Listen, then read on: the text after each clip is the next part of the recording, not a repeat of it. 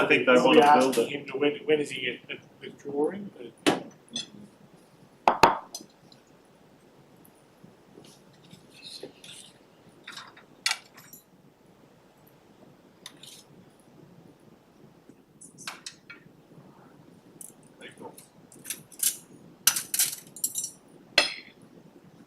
So I just happen to make this with these $5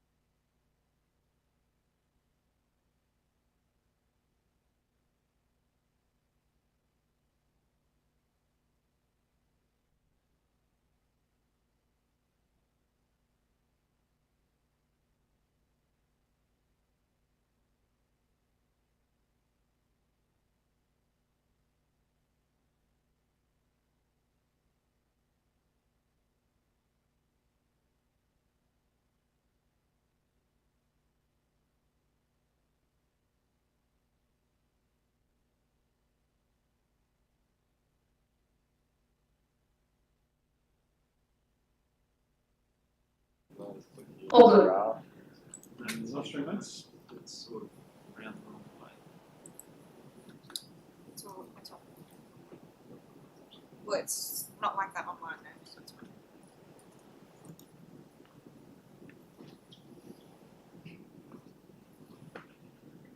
Live stream. Subject to amending issues. Okay, welcome back everyone. I'd like to move that we reconvene the adjourned meeting at 12:32 p.m. today. Could I please have a seconder? Seconded, Councillor Wright. All in favour? Motion is carried unanimously. Okay, been a bit of a disrupted start to the morning, but for good reasons, and welcome everybody in the public gallery. Also just like to note, Councillor Finlay was recorded as an apology for this meeting, but has been able to join us this afternoon as well. So welcome, Councillor Finlay. Thank you. And we've also got Councillor Clifford back online. Okay, so we've sort of moved through our introduction there. Our next item on the agenda is item number 2, our condolences. Are there any councillors like to wish to acknowledge any recently deceased members of the community? Councillor Collins. I'd like to acknowledge the passing of Walter John Daniels, his name was, better known as Jack Daniels. Jack was a long-term resident of the region. He was a former councillor of the Whitsunday Shire Council back in the 80s, early 90s, and he was also a bit of a pioneer. He started the Black Stump Caravan Park down at Conway Beach, and also, you know, I've had dealings with Jack as buying cattle off him over the years, and also at my term as councillor, I've had dealings with Jack, and I've always found him to be a gentleman of the highest accord, and I'd just like to pass my condolences on to his family. Thank you. Thank you, Councillor Collins. Any other councillors? Councillor Clifford. Yes, I'd like to note the passing of a good friend of mine, Sharon Price, affectionately known to everybody as Half Price, and pass on my sincerest condolences to her husband and family and inner circle of friends. Thank you, Councillor Clifford. On behalf of Whitsunday Regional Council, we would like to acknowledge and pay our respects to the recently departed of the Whitsundays region and offer our sincere condolences to their families and loved ones. Would everyone please join me in standing for a minute's silence?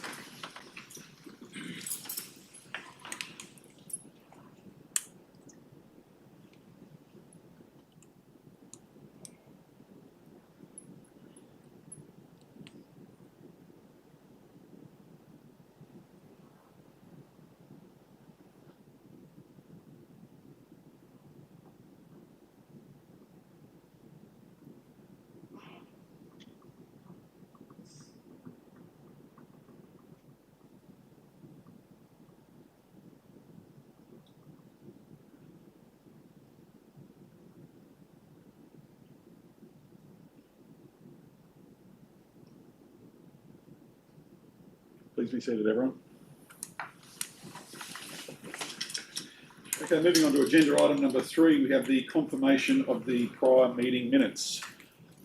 Moved Councillor Wright, second Councillor Collins. Any discussion regarding the prior minutes? The motion that Council confirms the minutes of the ordinary meeting held on the 30th of July 2025 are put to the vote. Those in favour? Motion is carried unanimously.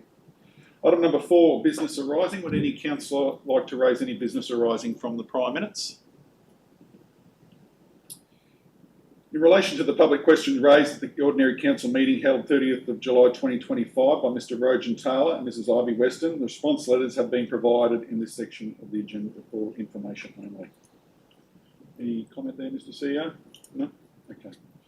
All right, moving on to item number 5 is the mayoral minute. There is no mayoral minute for this meeting, but I just wanted to use this opportunity to provide some commentary regarding the adjournment of this morning's meeting. It is a fantastic day for our region. We are the fastest growing local government area in regional Queensland, and I was thrilled this morning to join the Deputy Premier, Jared Blay, Member for Burdekin, Dale Last, and other local stakeholders in Bowen to announce $33 million in state funding under the Residential Activation Fund to unlock the next stage of growth under the Build Whitsundays program. The funding's aimed to provide stage 1 funding to the Build Bowen South Utilities project, which will deliver backbone infrastructure for our region. Over 15 kilometres of new sewer mains, 5 new pump stations, expanded treatment capacity that will enable 360 new homes by 2028 and more than 2,000 dwellings over the next decade. More importantly, it sets Bowen up for future growth, and I think many around the table here will know that I guess the challenges we've had there, facilitating housing, and that's something that we've had right across the region, and this funding will go some ways to really enabling that investment to occur, and I think really set a strong and positive trajectory for the Bowen community in the years ahead. People are choosing the Whitsundays for its livability, and this investment supports housing activation that simply would not be possible for council on its own or for the development industry on its own.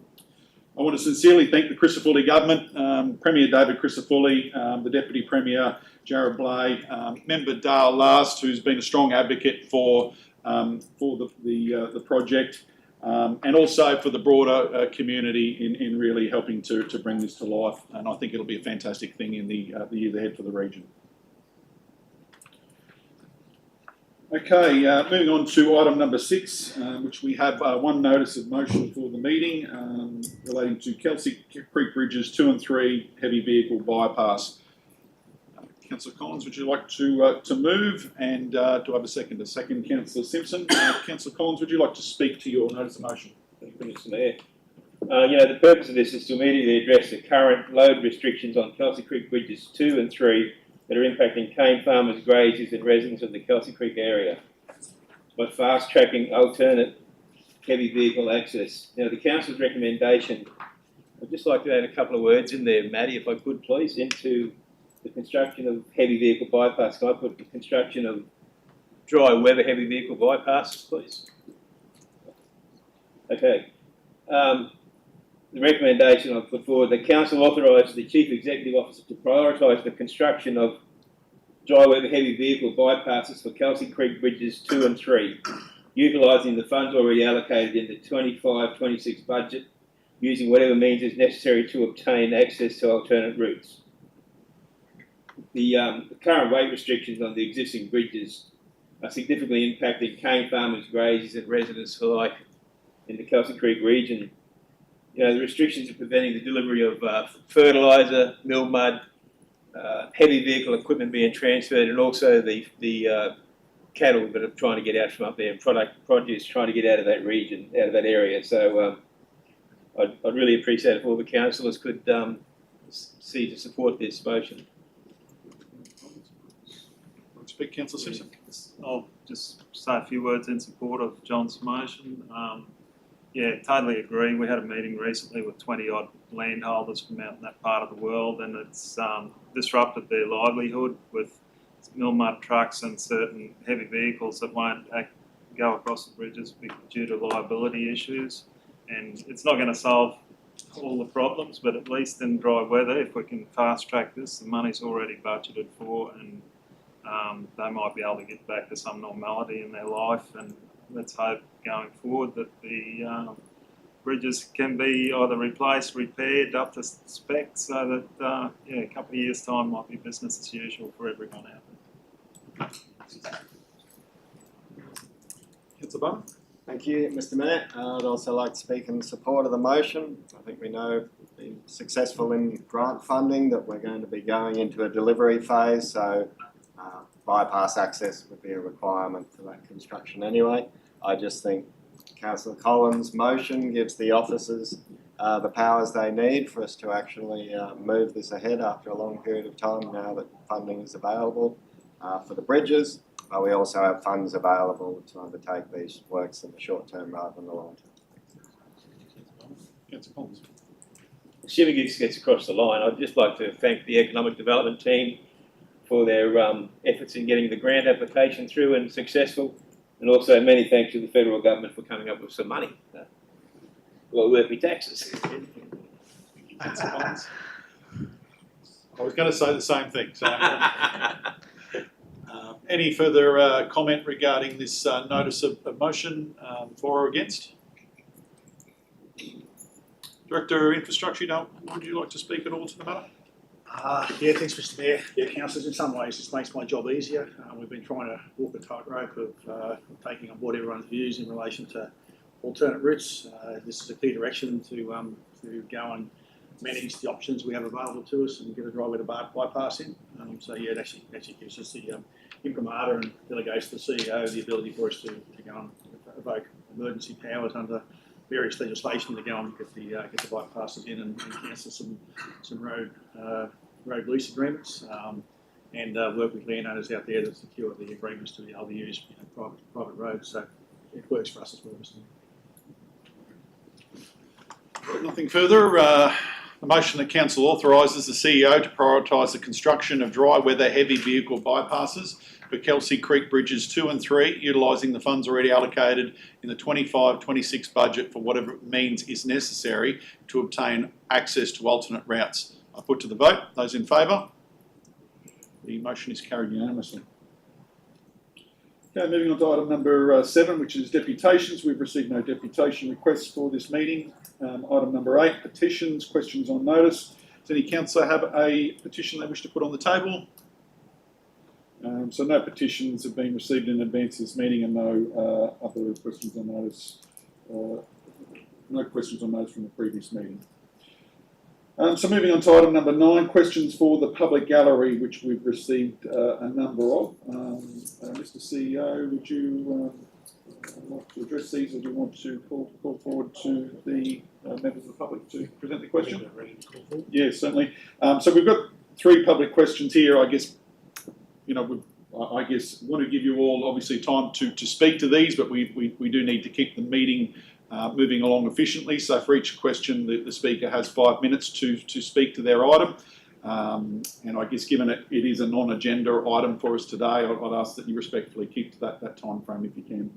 So the first one is from Tina Sewell, if they'd like to speak.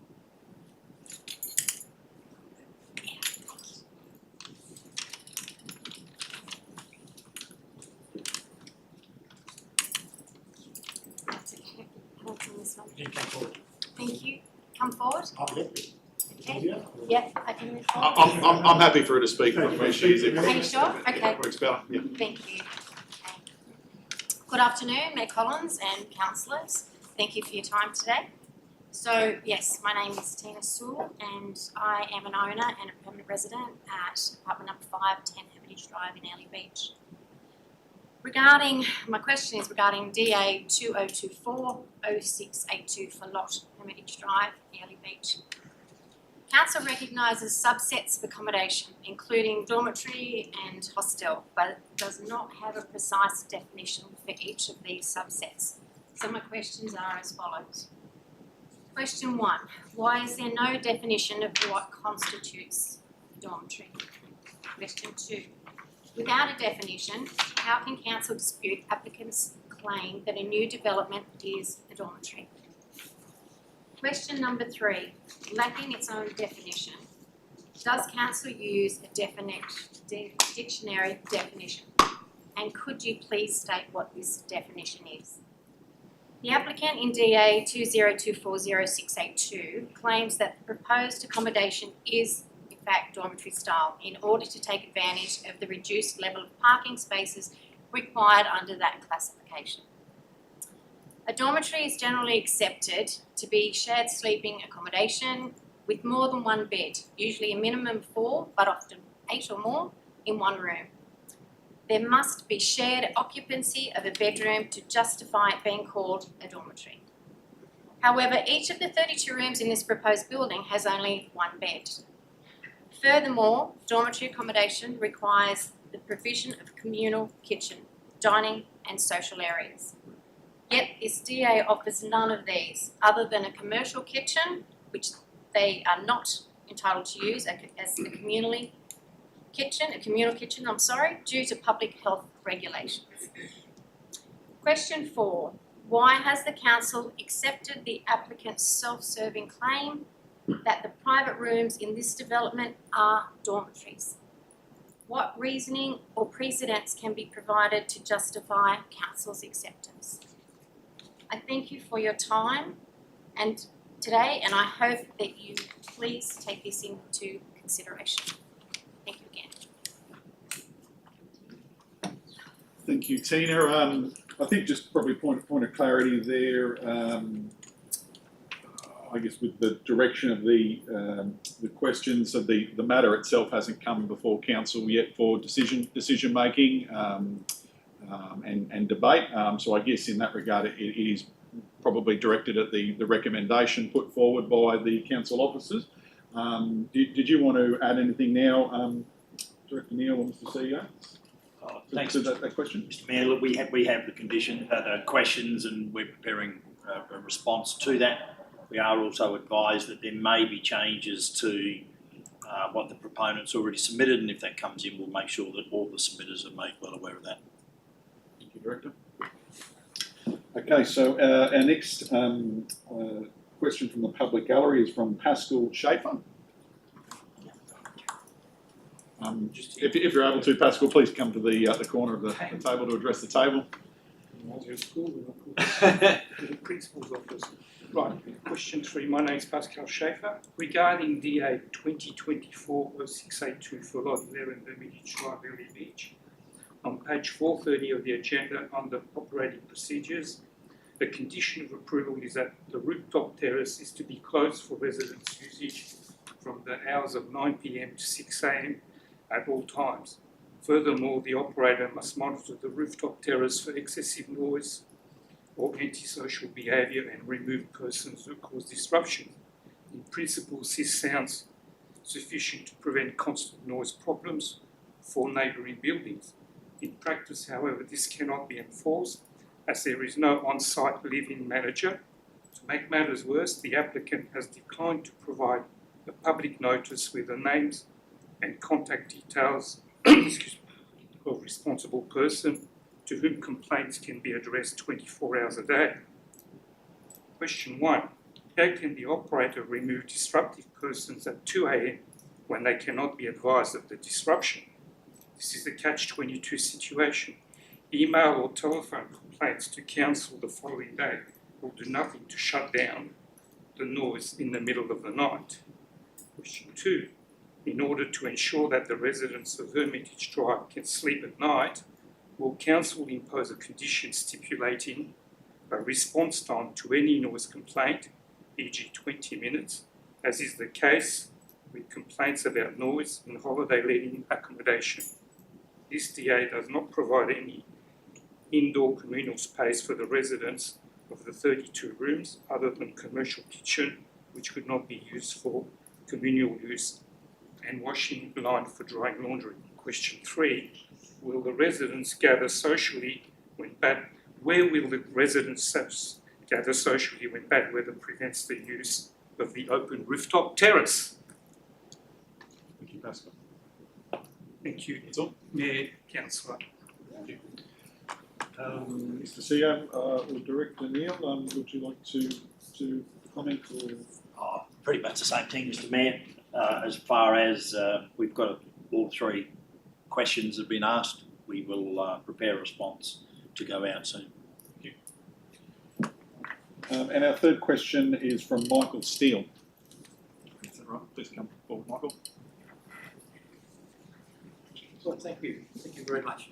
That's a genuine thank you. This is my first opportunity to participate in the affairs of this glorious area's council. Since we first invested 10 years ago, we were just reflecting on the matter on our way. There are 4 references. This is the same DA that's been alluded to in the first 2 questions. There are 4 references to privacy screening in the officer's report regarding DA 2024-0682 in the executive summary on page 402, and then again on pages 410, 417 and 426. And in that summary of the officer's report, the Planning Department have advised Council that the privacy of residents of the Jardin next door is protected by ensuring all upper storey windows overlooking adjoining properties include appropriate screening, and that these windows are oriented towards Hermitage Drive or Chute Harbour Road. However, the angle of the screening provided, oriented towards Hermitage Drive in particular, actually directs the view into the master bedrooms of units 2, 5 and 8. It directs the view, and I'm not sure that that was apparent as to the usage of those rooms. And it can be clearly seen on page 417 itself in figure 1. If you follow the direction of the angles of the screens, you'll see they are directed into 3 bedrooms. Now this problem was identified to the planning department in a written submission from our body corporate committee dated the 24th of June, and it was after the amended plans were publicised. So it was attempted to be addressed, and in fact was partially addressed. But our question is, why has the planning department ignored that problem and wrongly advised council that the privacy of residents in units 2, 5 and 8 has been protected, when in fact they have? Thank you very much. Thank you, Michael. Yep. Director Neil, any further commentary or similar? Same providing some response via Sure. in writing. Okay, thank you. Councillor Collins. Can we get access to those questions that have been sent in by email, please? Can you send forward to me, or can I give these guys? No, all the questions will come out to the councillors because they're part of the submissions received to the application. Thank you. I'd like to just thank the members of the public for making the time to submit questions to the matter and noting the director's commentary and provide a due response. Thank you. Okay, moving on to our next item, which is item number 10, committees reports. 10.1 to 20. Sorry, Councillor Finlay. Happy to move this, Mayor. You're moving quickly there, Councillor Finlay. So it is relating to the unconfirmed Audit Risk Committee meeting minutes of the 29th of July 2025. We've got moved Councillor Finlay, second Councillor Wright. Any discussion on the minutes? Take it as read. You don't have anything you want to add? I suppose the only thing, Mr. Mayor, is to note the long-standing chairperson, Graham Williams, his last in-person meeting. So he's been the chairperson for 8 years. I suppose it was time to recognise his service. Okay, the motion that Council endorsed the unconfirmed minutes of the Audit Risk Committee meeting as attached, held on the 29th of July 2025. I put to the vote. Those in favour? The motion is carried unanimously. Okay, moving on to our ordinary reports. Item 11.1, development application for development permit material change of use, outdoor sport and recreation at 281 Shute Harbour Road, Airlie Beach. Do I have a mover? With the officer's recommendation. Move Councillor Simpson, second Councillor Clifford. Director McGaffin, would you like to speak to the item? Thank you, Mr. Mayor. Do I have PowerPoint, please? Tough. Let's just see how we go. Put batteries in it. Now, the councillors will undoubtedly be aware of the putt-putt golf, dinosaur golf, call it what you like, at 281 Shute Harbour Road. It's the land at the allotment that is on the eastern side of the Airlie Creek and front Shute Harbour Road, and obviously the open space public land at the rear.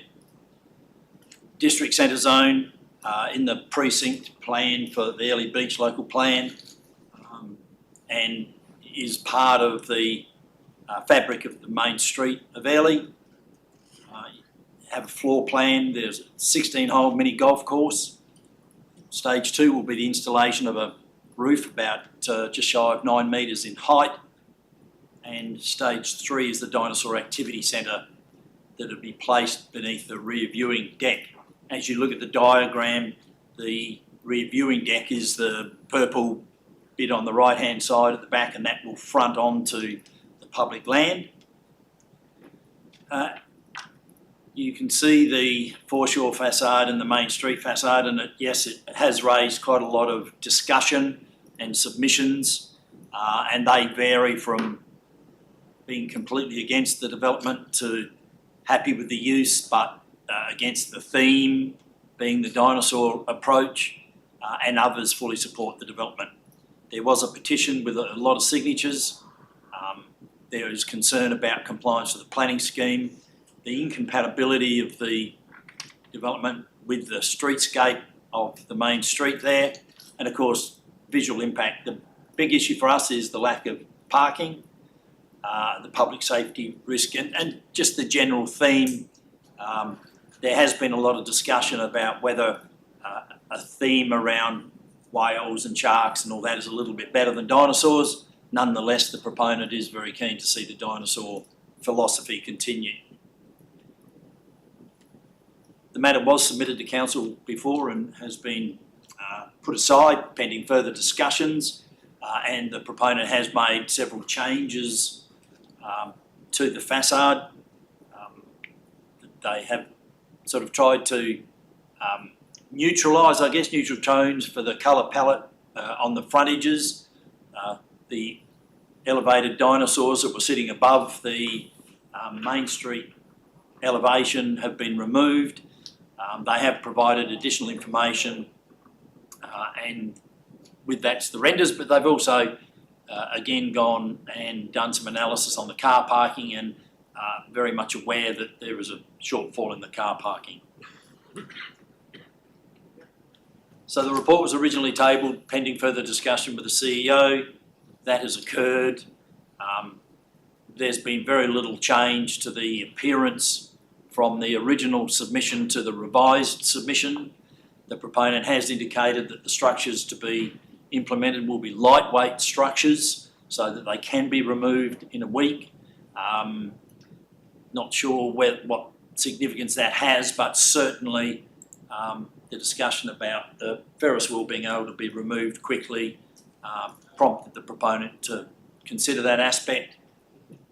The proponent has made an offer of $10,500 per car parking space for 4 car parks. Councillors will be aware that the Hart Hotel contributed some money to car parking that has ultimately been provided on council land, and in the same theme as far as a policy or lack of a policy of car parking in lieu, the offer's been made for $10,500.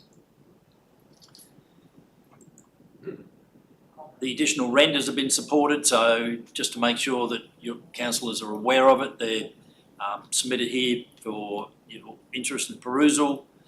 The key matters that we've discussed before is the conflict with the strategic framework, with the Ellie Beach local plan, the fact that it is a district centre zone, and certainly the car parking has become an issue. There has been much discussion about whether the proposal is in strict alignment with the character and what we would like to see the character being developed for the main street. Because of the frontage, it doesn't truly activate the full frontage of the street. It's basically just the doors that allow entrance to the premises.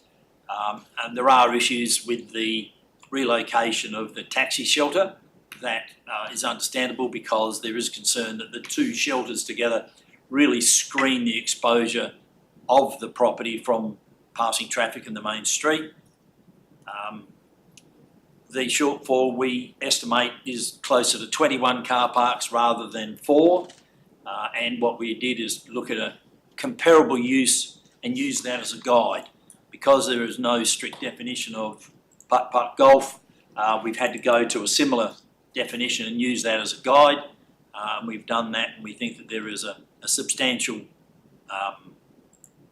lack of car parking on the site. So in summary, visual appeal, planning scheme requirements, the architectural attractiveness of the building doesn't trigger the support to overcome that conflict that's been identified. There are conditions that we don't think can be overcome.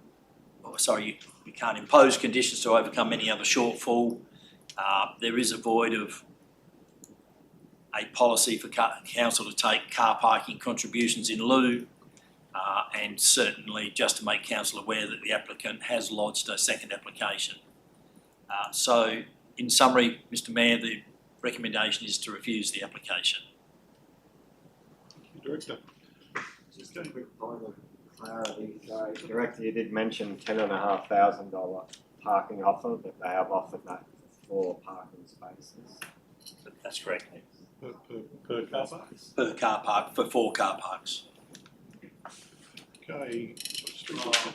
Just to back up Director Neil, I'm not against putt-putt golf. It's got a surge in popularity across the globe at the moment, and actually played at Holy Moly down at Chermside and had a lot of fun. But just the position of it and the 17 odd car park short, and the whole host of reasons that Director Neil's said, that's the reason I'm going with the recommendation. Thank you. Councillor Clifford. Thank you, Mr Mayor. As always, my gripe is about parking. There's not an hour that goes past where I don't get a new one ripped for me about parking, and to have that kind of shortfall I feel is just unacceptable. The other thing that would really cause a bit of a stir is that back when we did have a car parking contribution scheme, it was $25,000 per car parking space in Early Beach, not what they're offering. So as much as I hate to do it, because I love the idea of it, but just not where it is, and it's just a shame, because otherwise I would have embraced it wholeheartedly. Councillor. Thank you, Mr Mayor. Very similar to Councillor Clifford, I support the developer wholeheartedly in trying to bring an activity here for both visitors and locals. I really do think that's great. Would be an addition to our offerings, especially on the main street. My main issue here remains with parking. I think, as the Director discussed, they're going with an outdoor sports and rec, but stage 2 of this is a roof, which brings us to indoor sports and rec, where the planning scheme has specific parking requirements. I don't think we can let a developer off by saying stage 2 is some other part of my building, so I'm only going to provide parking for stage 1. For me, that still shows an underlying parking problem was raised with the Hart Hotel. I think we're in a master planning situation now where we're having that choice of giving up parkland to be car park. And, I think around that time the decision was made to accept far less than the parking would cost. And, the ratepayers and the residents are putting up with that decision now, with the loss of park and with an underrun of finances to replace the parking necessary for the development. So I think I support that they reached out for an infrastructure agreement to try and come with this. I don't support what was put forward in the expert opinion to support those 4 car parking spots. So on the balance of the pros and cons, I have to support the officer's recommendation. Councillor Ross. Thank you. I'm going to support, through the chair, I'm going to support this actual development and probably go against the refusal.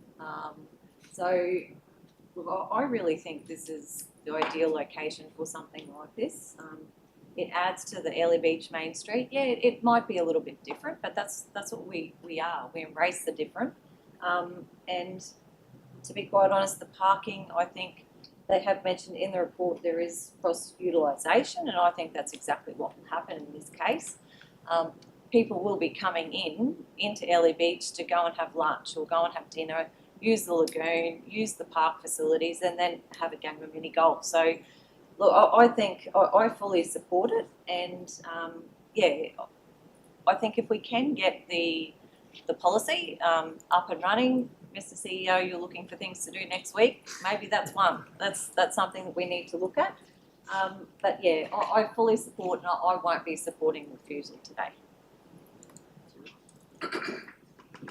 Speaking to myself, I think really applaud the applicant's desire to bring something like this to the region. I think we need to see new ideas come to the table, and I think the idea in itself presents something that could be compelling for the community.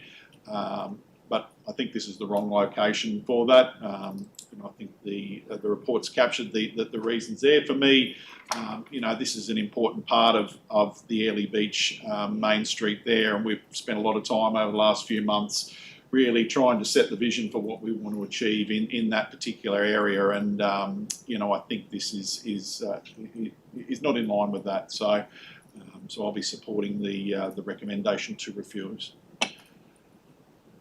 Any further comment for or against? Councillor Simpson, did you want to cap off on anything? Okay, if we can just pull up the recommendation there, please. Okay, the motion that council refuse the development application for material change of use for outdoor sport and recreation mini golf at 281 Shute Harbour Road, Airlie Beach, for the reasons listed in the report. I put to the vote. Those in favour? Those against? The motion is carried 5-2.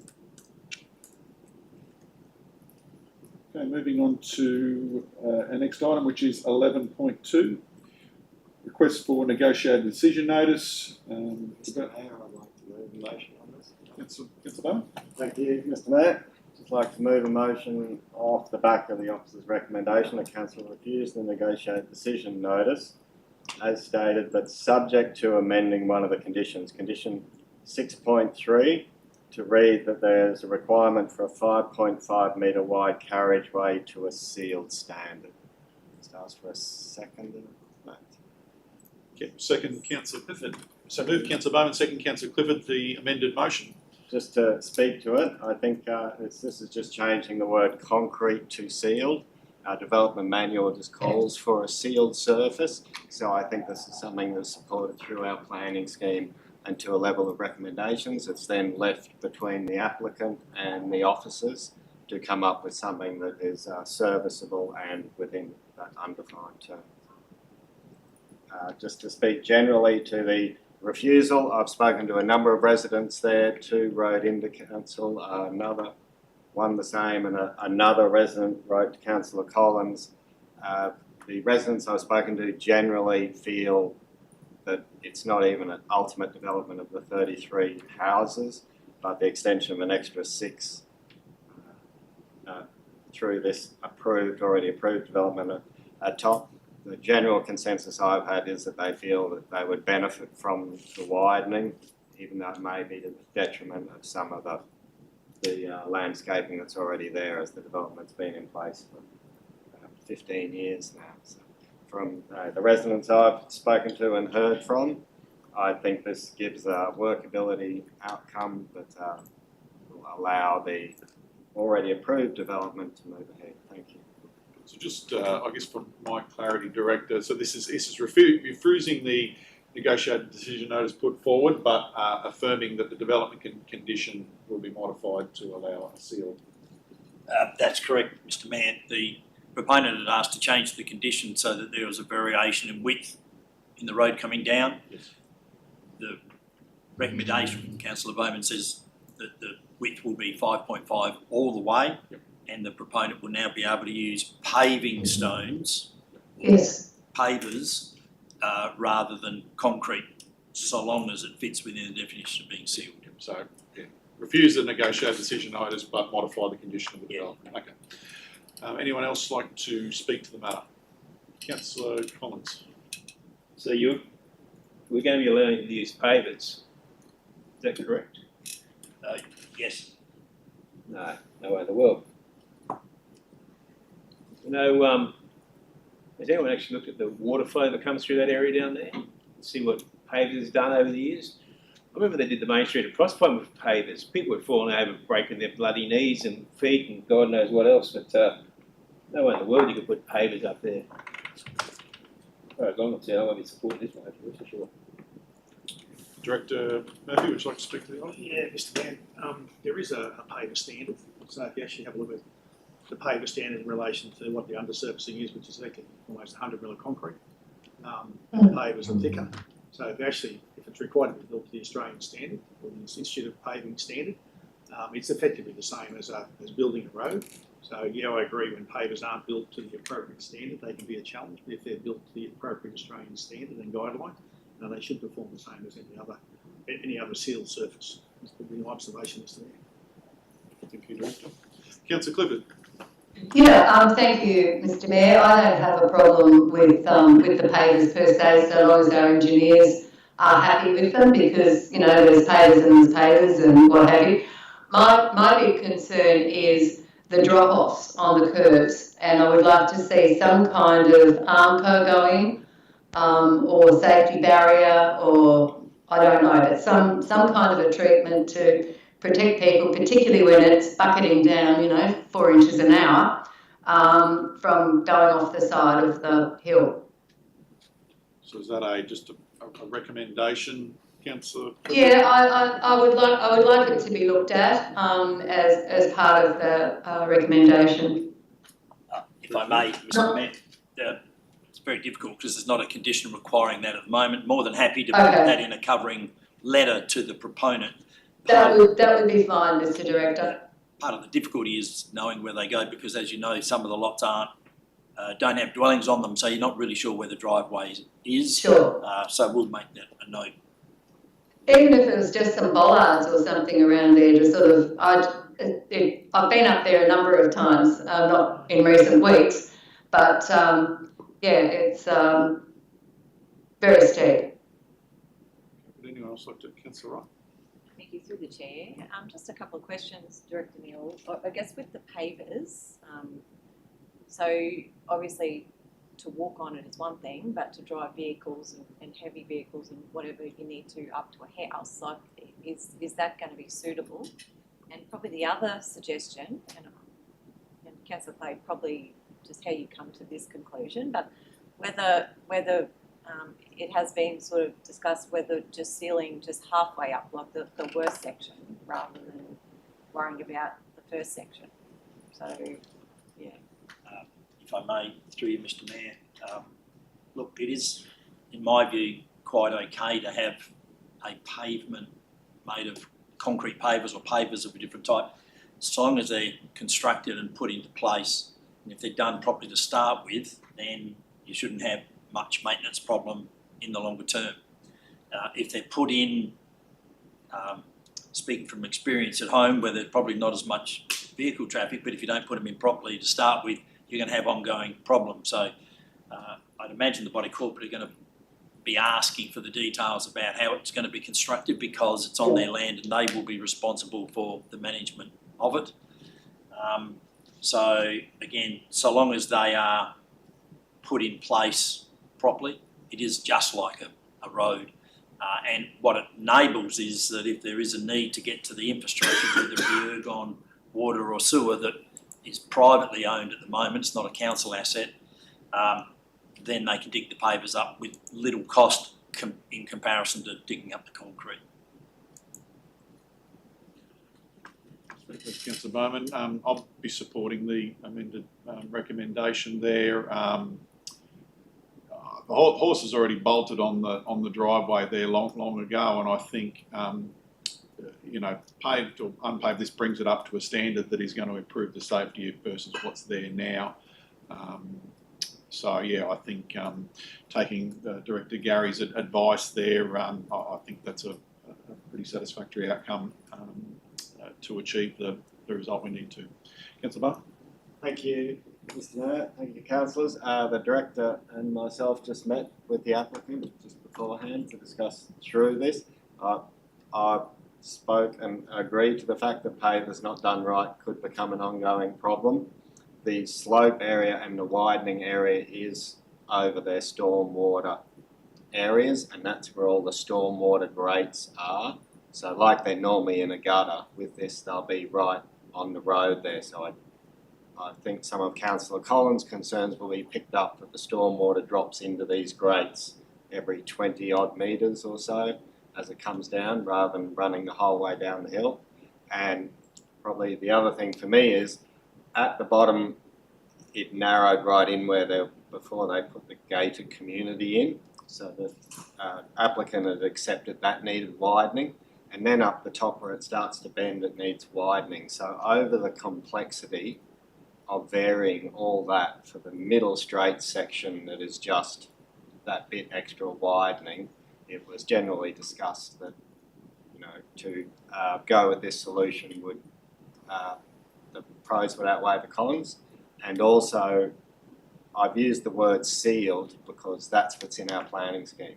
So that undefined term comes down to them at the operational works level, where they argue what is going to do the job best, and we are just standing by the undefined term we have in our planning scheme. So that's my motivation for that word. If I had a choice, it would be do it once, do it right, and that's what I hope the outcome is for all the residents there.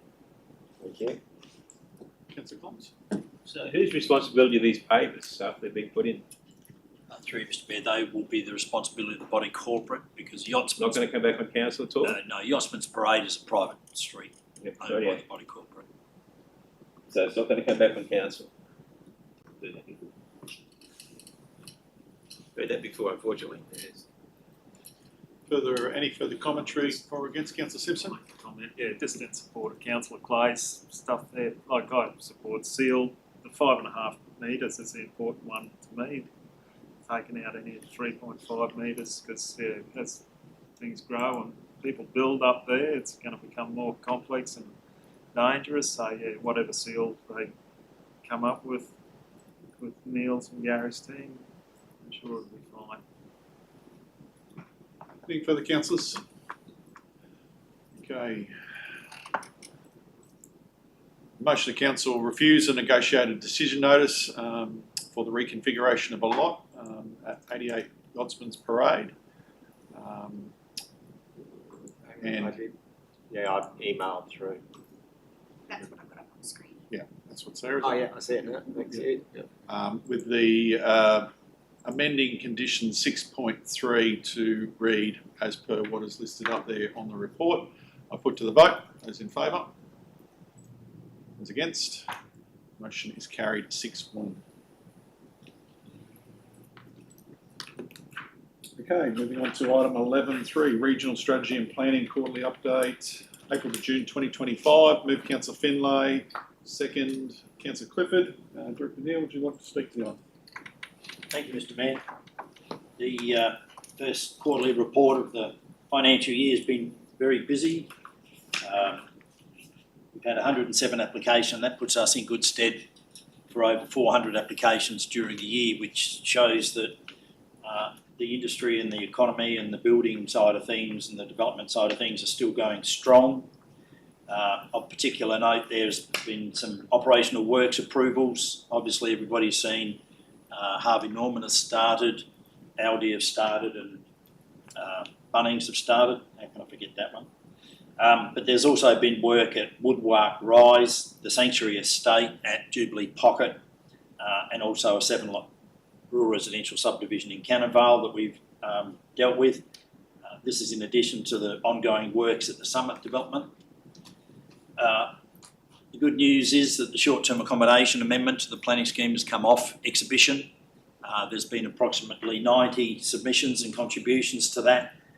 It's going to be interesting to discuss that with council because there's views at both ends of the scale, but it's an interesting read, and we're hoping to have that summarised and come back to council for the September meeting.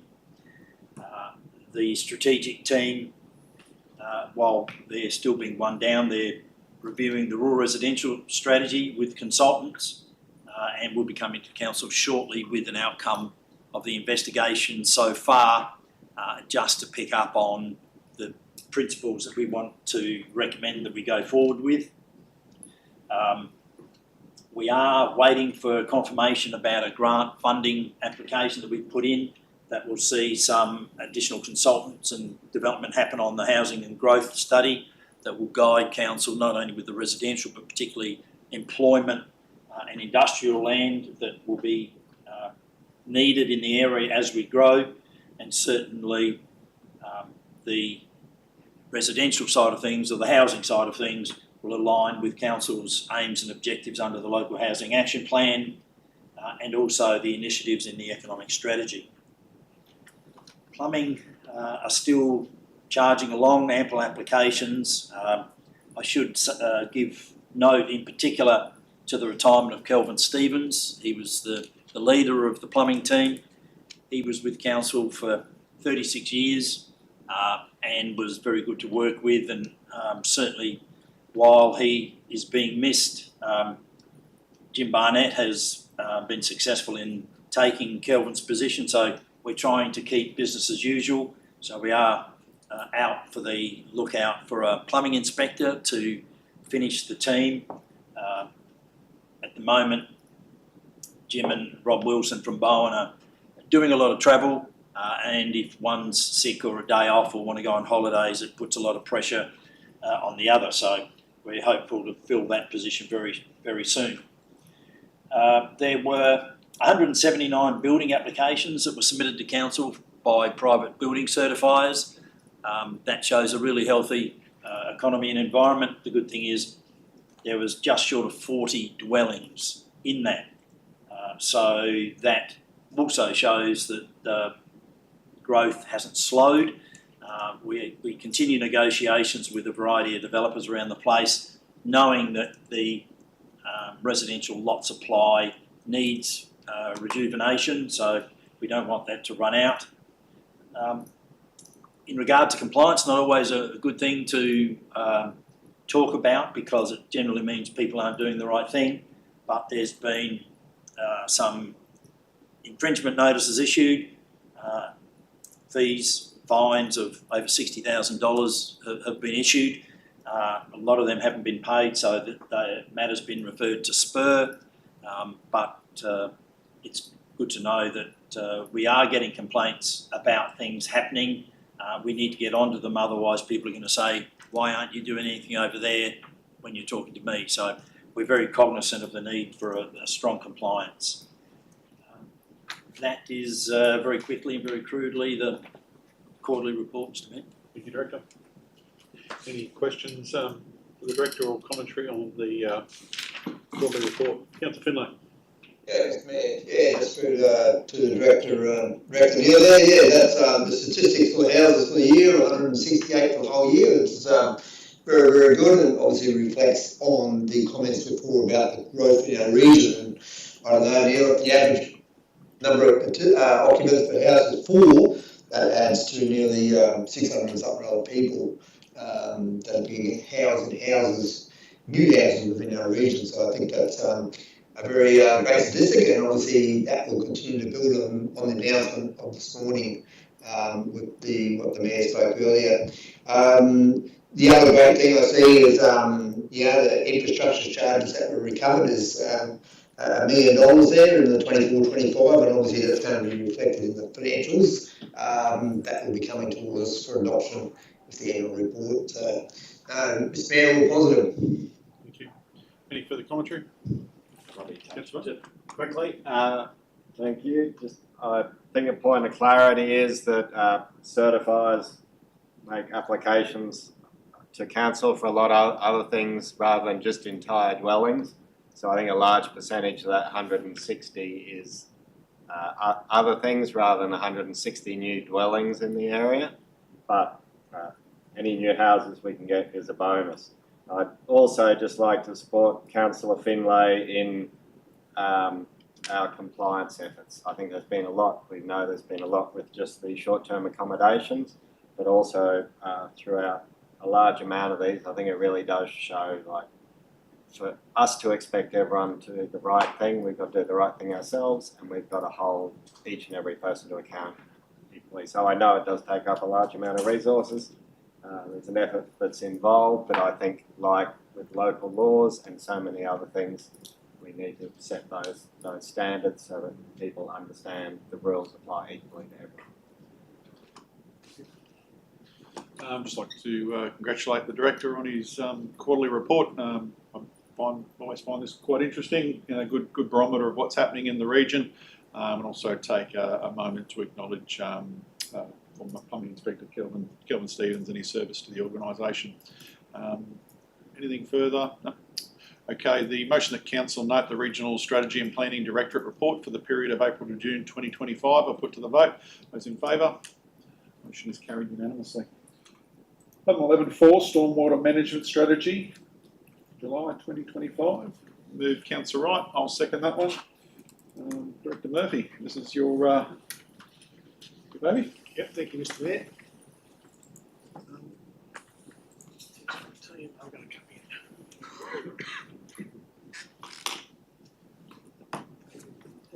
in. Councillors, this body of work's been in the making for about 3 years now. We've brought it to a point of recommendation of adoption of the forward-facing stormwater strategy. There's a lot of work that sits behind this in relation to the identification based on 7 different considerations of water quality and quantity considerations. There is an enormous amount of work which is identified to actually address stormwater challenges within the region. There's also a lot of information available now with the new models which will help us manage development and provide information in relation to flooding and disaster management. So I recommend the adoption of the forward-facing strategy, and obviously there's a lot of work to do going forward with bringing back capital works proposals and rectification proposals. It'll also inform the development community in relation to the introduction of stormwater management guidelines, which we're still working our way through what the final document looks like, and whether to make that a standalone document or wrap it up in another development control manual process. So we'll work with the development community and Director McGaffin's team to finalise that. But yeah, it's great to get to a point of being able to adopt the strategy, build the self-help portal into council's practices in relation to flooding information for our community with the information that we have, and also get much better stormwater decisions around the impact of development going forward. Thank you, Mr. Mayor. Speak to you, Rob. Councillor Bun. Not to go on, but I certainly support the amount of work that's gone in the background of this and the amount of money. I think this began with $920,000 for the region-wide modelling. I think as we go forward into the outstanding resolutions, there's one of Councillor Wright's about the uncertainty for residents in areas that didn't have this modelling. So I really think that has given us a good base to go on to.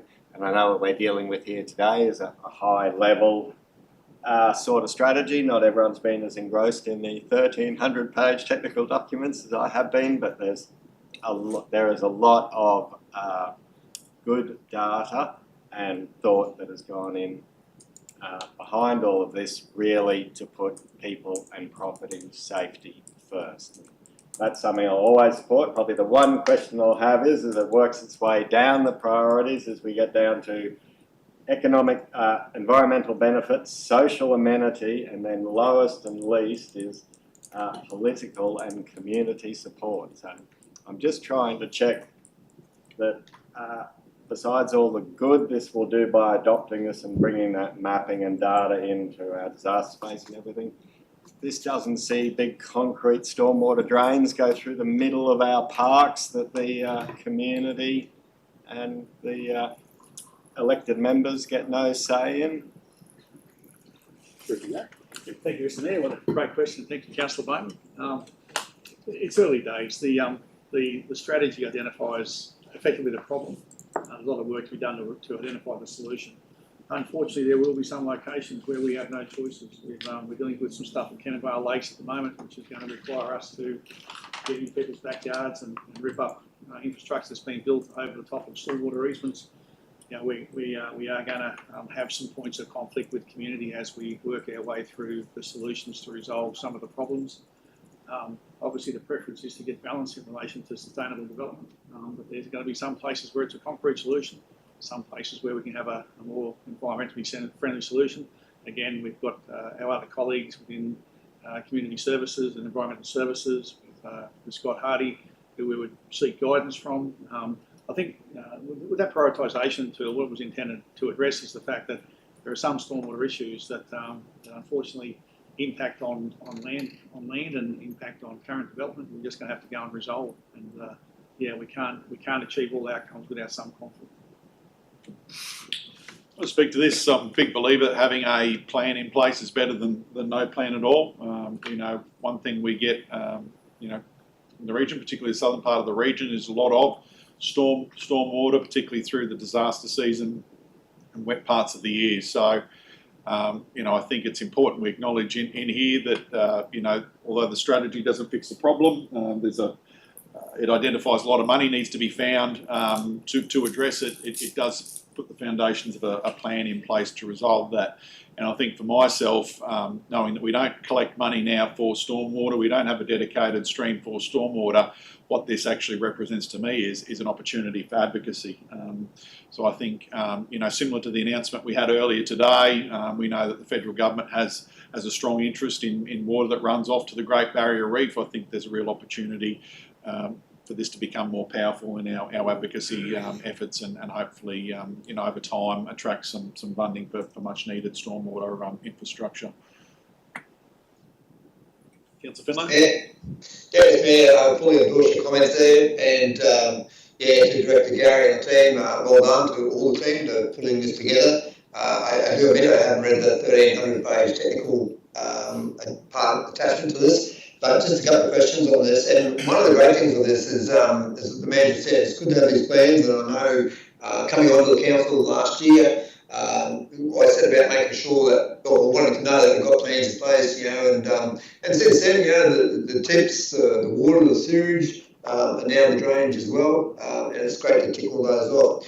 Just to Director Gary, in the executive summary, we do say that levels of service into a 410 million 10-year plan. I don't think those figures are actually included. I couldn't see where they're actually included in the actual strategy that we're adopting, and I'm happy with that because, unless the Mayor has some more amazing advocacy efforts, we obviously haven't got $410 million in our current budget to spend over the next 10 years. So I didn't see that in the attachment. So that's correct, isn't it? Through you, Mr. Mayor, yes, that's correct. It's contained within the technical report. So there's a whole range of projects under the seven themes of the strategy. Again, the detail around that, the intention is that some of that will be delivered via development, where we've identified. Some of it will be delivered by, say, main roads when they're doing upgrades on state road infrastructure. Some of it will be delivered by council. There'll be a range of ways in which those works will be delivered in the prioritisation. There's still a lot of analysis of sub-catchments to be done. So whilst we've got great high-level data, there is a lot of detail still to be completed. So the answer is that within the technical report, there's measle mapping of the hotspots in relation to known flooding locations, which we need to prioritise and address. But there'll be a range of ways in which those projects will be addressed. So it won't just be up to council to fund or find a way to fund the 410 million. Some of them are water quality outcomes, so therefore there's an environmental bent there as well. So there could be projects delivered by other parties in relation to the environmental outcomes. There's a range of ways in which we'll deliver those projects, but it's all contained within the technical document. And just on that, Mr. Mayor, so by adopting this here, we're not adopting the technical document, or should in the technical document have a little disclaimer subject to budget allocations? Absolutely correct. So what happens now, and then you're already seeing it, so even in the 25-26 budget bids, there's a range of projects under the stormwater headings that have actually dropped out of the stormwater strategy and the technical document that sits behind it. And then we will now further develop those programs, and they'll become part of the bid for funding to deliver the 7 themes of the strategy going forward. Thank you, Councillor Finlay. I think that is touched on. I mean, Bell's Gully has been raised recently, and there's already in our 3-year plan, there's millions of dollars allocated there, so it's starting to flow through. $40 million a year is still a long way away, but I think in the technical document it does go through that, and again, really does prioritise the safety of people and their property. And that's probably just one point of clarity, that the mention of Canavale Lakes is the Canavale Lakes residential development, where residents will see a benefit by by not having overland flow, risking their lounge rooms, rather than the fact that we're digging up the duck pond and putting a big concrete drain in instead.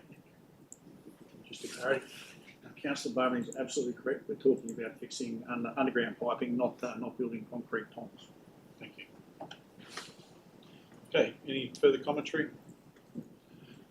The motion that Council adopt and publish the Stormwater Management Strategy July 2025 as contained in the attachment, and authorise the introduction of stormwater design and modelling guidelines. I put to the vote. Those in favour? The motion is carried unanimously. Okay, moving on to item 11.5, rescind incoming grant funding application policy. I'll move that one. Second, Councillor Collins. Mr. Hammer, you're going to talk to this one? Thanks, Mr. Mayor, councillors, staff. So the purpose of this report is to rescind the current incoming grant funding application policy, noting that there is an existing internal operational policy that will really govern how we apply for grants going forward. So if I may, Mr. Mayor, just provide some background to where the policy came from. Back in 2017, there was an internal audit done which identified that there could be some strategic impacts to council by not having a governance structure around how we apply for grants if they fall outside of our strategic priorities of council and budgeted programs of works. Since then, there's been a significant maturing in the way we develop up projects. So for council, identifying those forward 10 years of programs and priority projects, we've, through the economic development strategy, established an economic development advisory group, really identifying priorities for the region. We've got an advocacy advisory group. So we're really getting to that point where we've identified those key projects that need to really be focused on to apply for. I think that's been evident in the last quarter, Mr. Mayor. We've had $56 million in grant funding in the last quarter alone, which is a significant amount of money that's been coming through. So to council, the recommendation there is that council rescind the incoming grant funding application policy, noting that the internal incoming grant funding administration policy will govern incoming grant applications and processes in the future. Happy to take questions, Mr. Mayor. Questions or comments? Very quickly, thank you to Paul for sending through the draft policy this afternoon. I think that gives us an idea that we are trying to really move with the times. I think advocacy has been very successful, our grant's been successful, our capital works just needs to stay on top of the rising wave, but I think we do need to keep that momentum coming. While there's costs involved in these things, there's also significant community benefit. And we found out how difficult it is out there in that competitive grant space. So I'll support the motion today that allows us the current policy for me was full of loopholes in any case, and this policy really does still direct that strategic intent of the councillors to be facilitated by the officers, and really that's what the council's here for. So support the policy today. Thanks. Yeah, look, I think for me this is about just improving our efficiency. I think picking up on Mr. Hanlon's comments, there's a lot of work being put into the front end to make sure that we've got the frameworks in place to be able to apply for grants, and I think having this as a internal operational policy will only enhance that. I think a lot of discussion previously, and I think we've got the right process and right people in place now that as councillors we've still got some oversight on what those grant opportunities will be, obviously what our advocacy priorities are going to be, and that should be enough to guide the officers in going about applying for those grants. Any further commentary? You're doing exceptionally well in this space. Yeah, much improved. Okay, the motion that council rescind the incoming grant funding application policy, noting internal incoming grant administration policy will govern incoming grant applications and processes in the future. I put to the vote. Those in favour? The motion is carried unanimously. Thank you, Mr. Hanlon. You're sticking around for the next one, which is item 11.6, request for sponsorship, Bowen Fishing Classic 2025. Move Councillor Finlay, second Councillor Wright. I'll let you talk to this one, Mr. Hanlon. Thank you, Mr. Mayor. So the purpose of this report is to present to council a sponsorship request from the Bowen Fishing Classic Incorporated for the 2025 event in Bowen to be held next month on the 20th to the 21st of September under our major festival and event support policy. So the Bowen Fishing Classic, there is a new entity that has been established. It's a not-for-profit entity by a number of community members in Bowen to reignite the Bowen Fishing Classic, which up until 2019 got to a point where over the 2 days attracted about 10,000 people to town. So combination of locals participating but also visitors coming into the region. So it's really big focus on driving tourism to the region under our major festival and event support policy. Fishing as an activity was seen as a driver under the destination management plan of the Whitsundays, and clearly there's a captive market of people with recreational vessels between Townsville and Mackay. There's roughly 40,000 registered vessels within that region. So for Bowen, there's a real opportunity on the back of a key fishing event to establish itself as a key port to go and fish. I think, Mr Mayor, with the $68 million in new jetty infrastructure, shining a light on fishing for Bowen is a really good outcome for the tourism for Bowen. So Council, the officer's recommendation is that Council approve financial sponsorship to the Bowen Fishing Classic Incorporated for the 2025 fishing event being held in Bowen on the 20th and 21st of September 2025, $15,000 ex-GST cash for the provision of the entertainment, staging and production, $5,000 ex-GST for cash for website development and digital infrastructure, and up to $10,000 ex-GST of in-kind support from Council.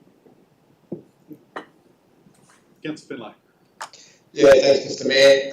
Thanks, Paul there. This is a fantastic opportunity again to reinvigorate the Bowen Fishing Classic, and I think now that's a not-for-profit incorporation organisation as well. I guess it'll get a chance to start again and obviously build up again over the next couple of years. So this is good seed funding for that.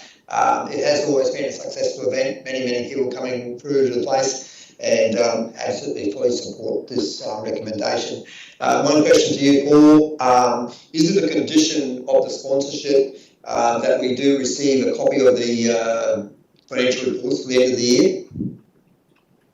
Thank you, Councillor Finlay. It's not a condition of the funding agreement there, but it's something that I'm happy to talk to the applicants about.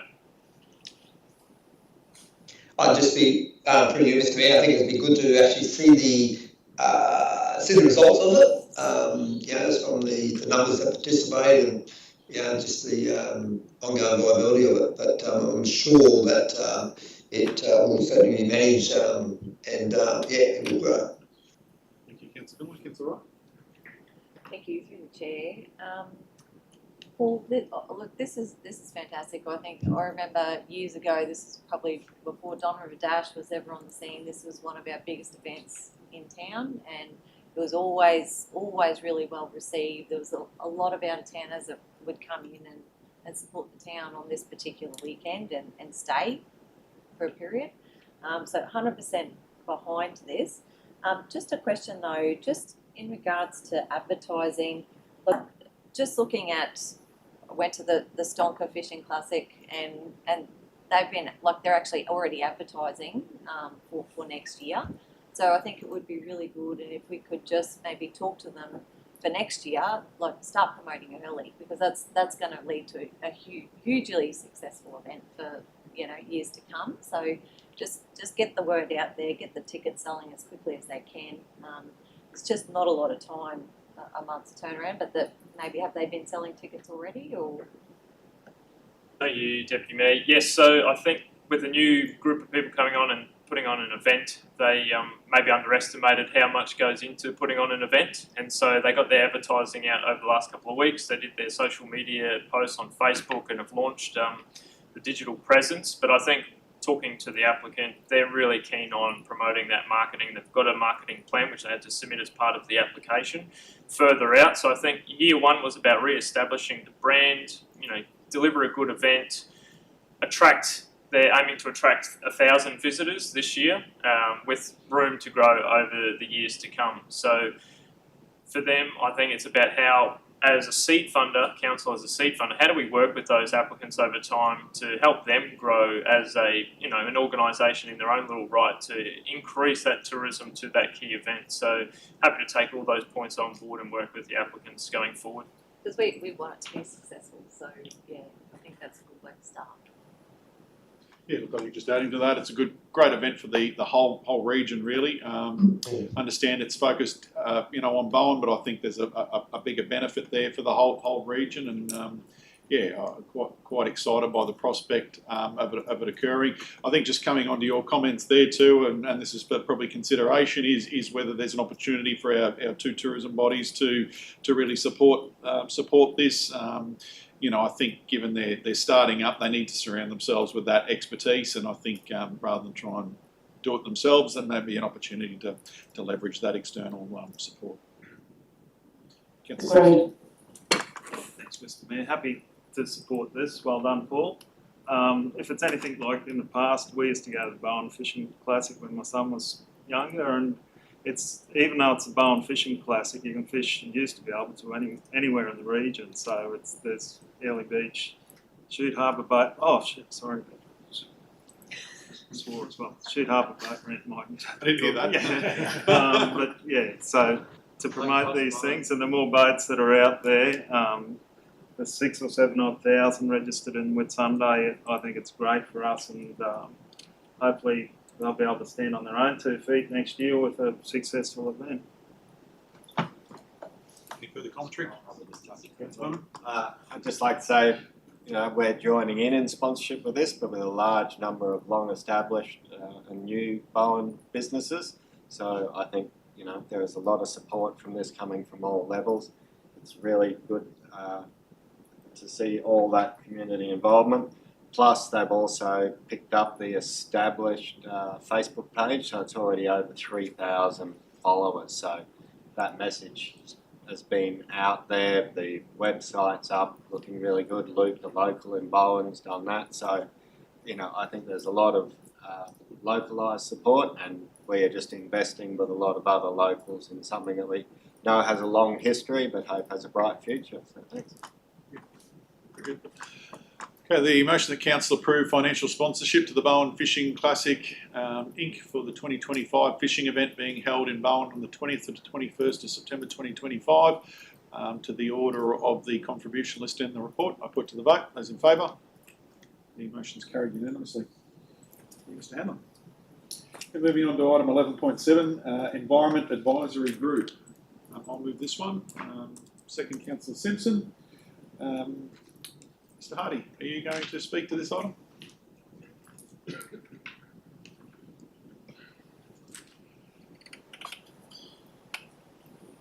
Have a seat up the end. Thanks, Scott. Good afternoon, Mayor, councillors, staff. Just like to present a report on proposed Environment Advisory Group. So the purpose of the Environment Advisory Group is to support the development of an environment strategy for the council. The constitution of the advisory group will be a mix of people representing industry in the region, but also people with skills in local and regional environmental matters. So we'd like to present the terms of reference for the proposed Environment Advisory Group, and also seek support for the nomination of the Mayor as the Chair, and also the nomination of Councillor Bowman as a member of the committee too. Are there any questions? Comments? A bit of a comment and a question. I just think the terms of reference, since we're going out to a wide range of stakeholders, that we'll still be discussing all levels of this with the stakeholders, or are we locking in these terms of reference? Yes, so through you, Mr. Mayor. The first proposed meeting of the Environment Advisory Group will be around the 19th of September, where we can review the terms of reference and also the people who are going to be part of that committee too.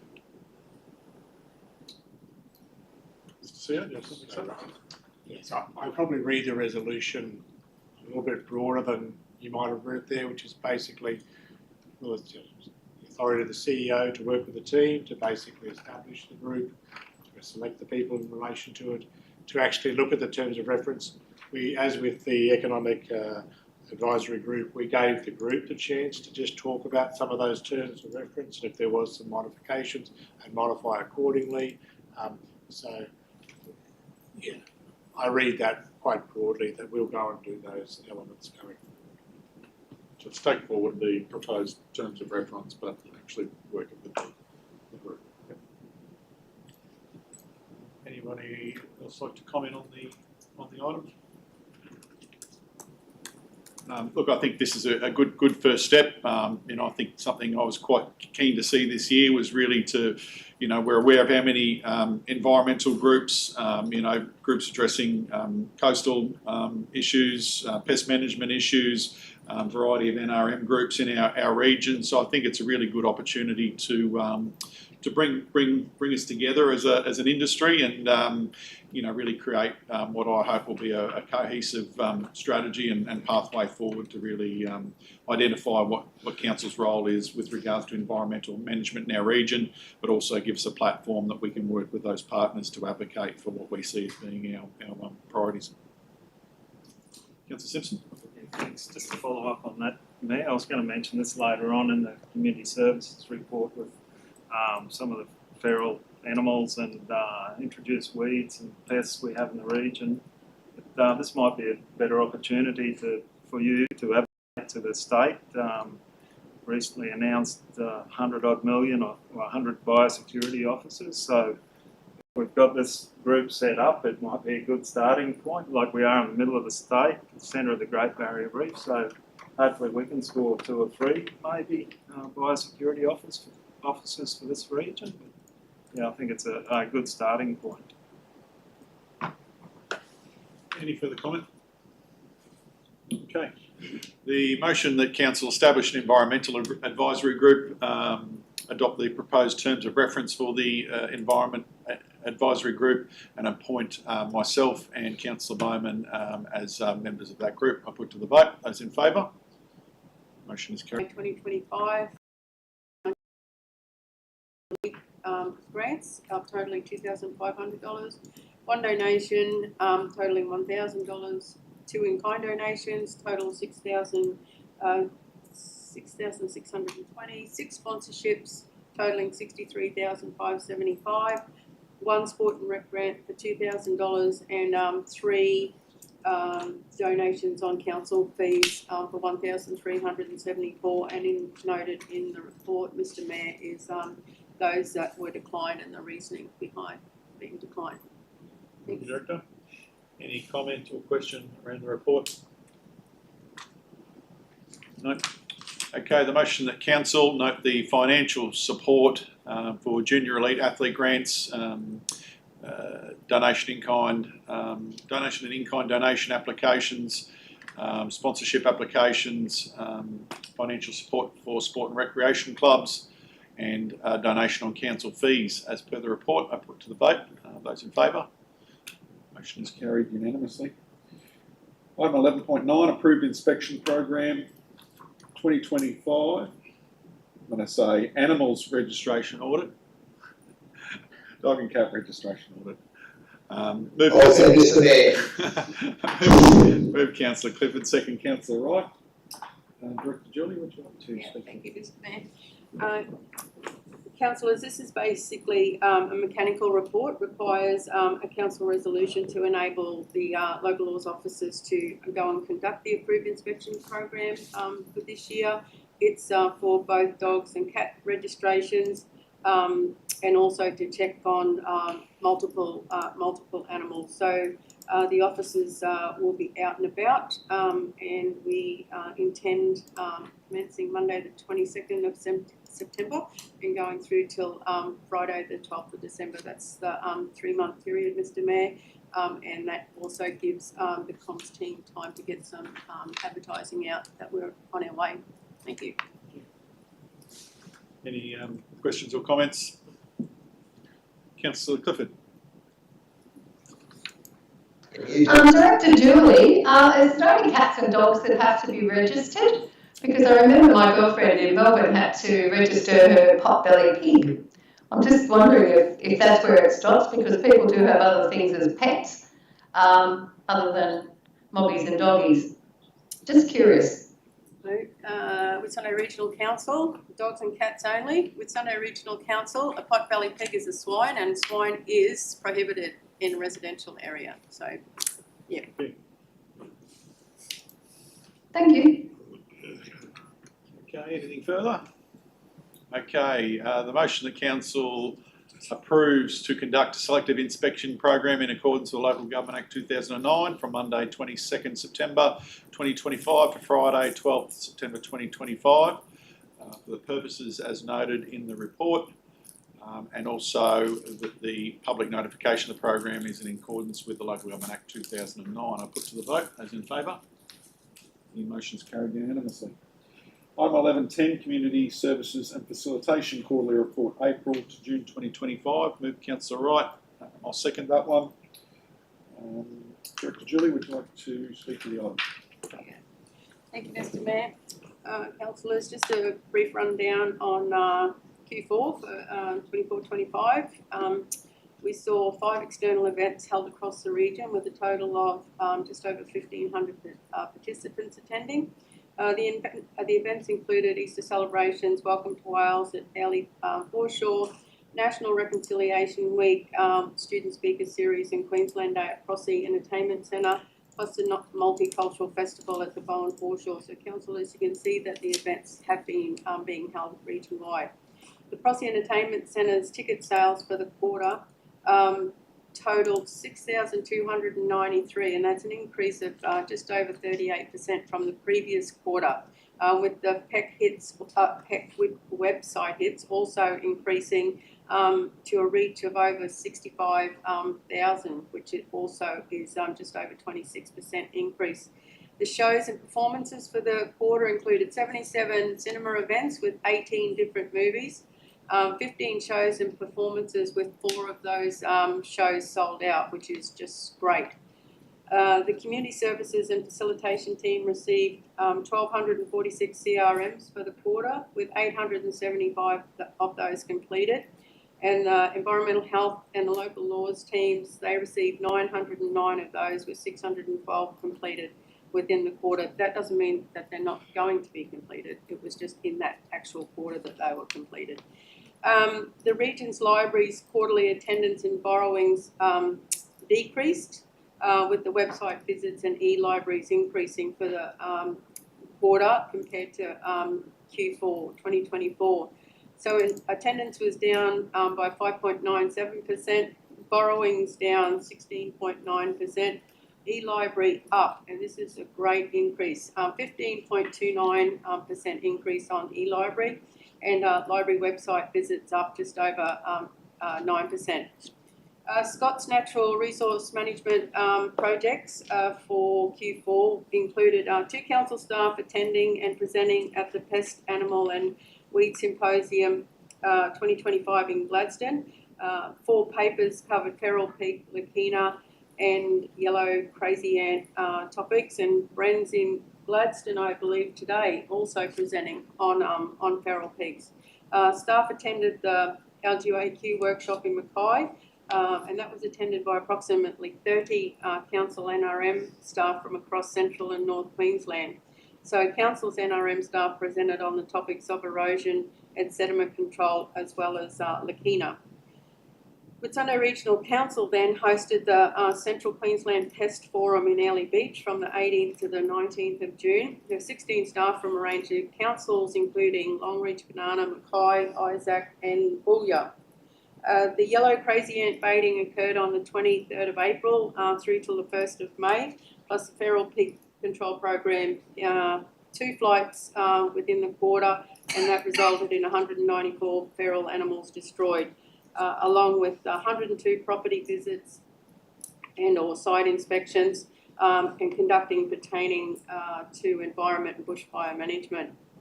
Collinsville RP Park, busy again for that time of the year. We had 1,362 people visit the park, huge increase compared to the quarter before, because it's basically when the grey nomads aren't on the road. Bowen Work Camp contributed 1,268 hours towards landscaping in and around the region, community indoor tasks, plus landscape maintenance for WRC as well. Off-street car parks, huge.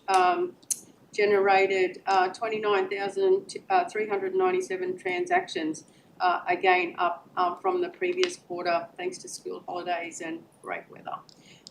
Community services, admin offices, it was all things dog registrations and licensing, that type of thing. Correspondence generated over 2,700 items. Civica and ECM registrations, 11,694 tasks, as well as taking 2,716 telephone calls, and they are separate telephone calls to what comes into customer service. The customer service team saw just over 4,000 visitors through the service centre, a decrease by nearly 40% from the previous quarter. However, that's up again now because rates are out, and also therefore a decrease in receipts. Telephone calls though increased for the quarter to over 12,000, and that's up from 10,000 the previous quarter. Aquatic facilities all increased for this Q4 25 in comparison to 24. The yearly lagoon increased by over 100% to 56,925 patrons. Unbelievable. Bowen Pool, just a little increase, 2.97. Crossy Pool, an increase of just over 38%, and the Collinsville Pool just increased by just under 70%. And of course, the region hosted 15 cruise ships, total 44,903 passengers, with 38,421 of those coming ashore, and tours and in and around that Early Beach area. So happy to take any questions, councillors. Director, very comprehensive.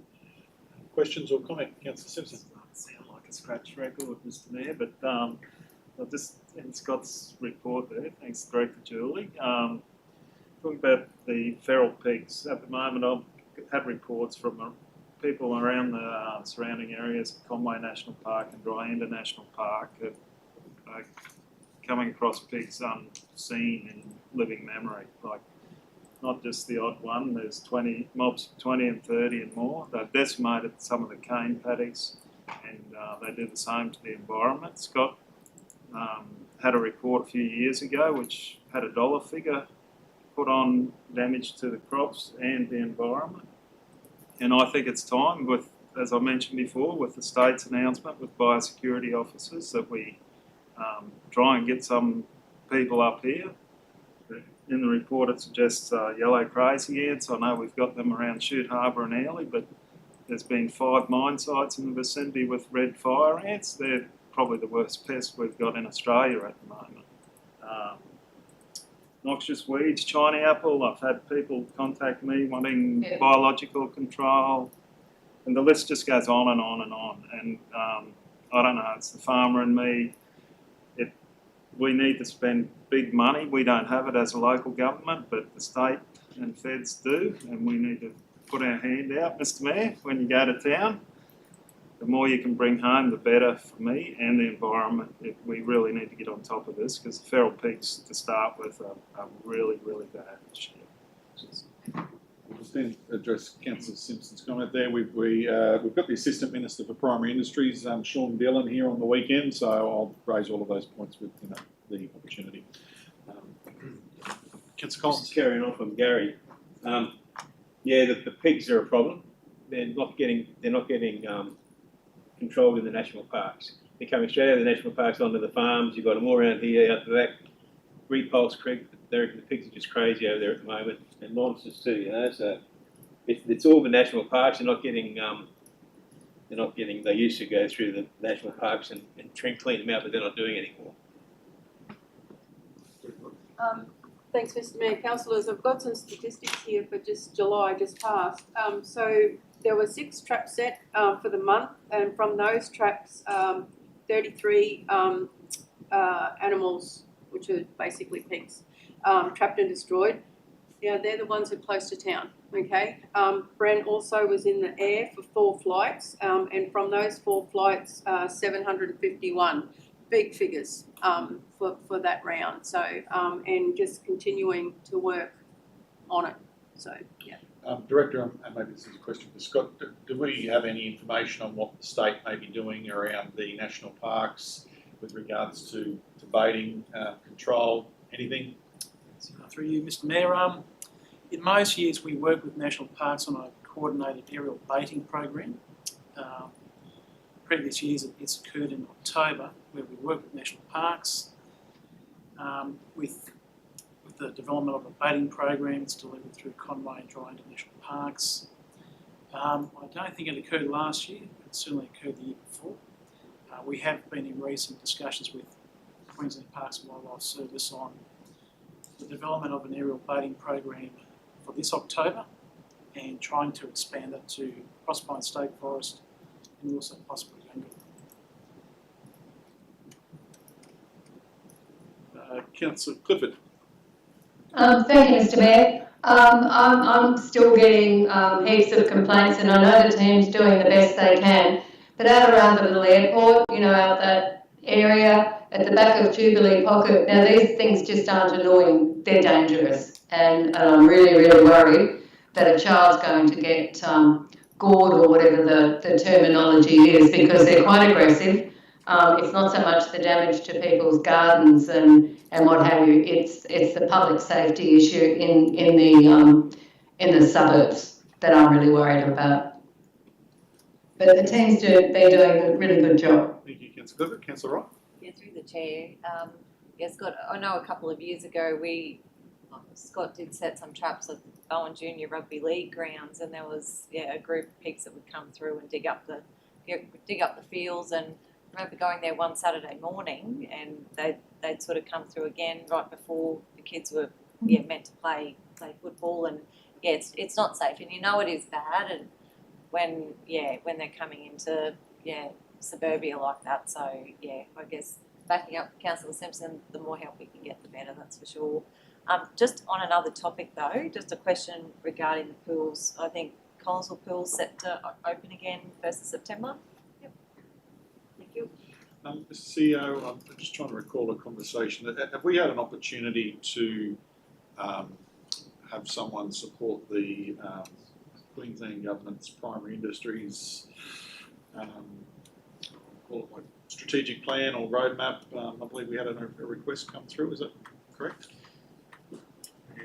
Mayor, probably a couple of things. We've been providing through the team a range of our issues, our concerns to the state government through a range of different techniques, both written submissions, but also attending some of their workshops, but also talking to their deputy DGs at different times throughout the last 6 months. So we're using those techniques.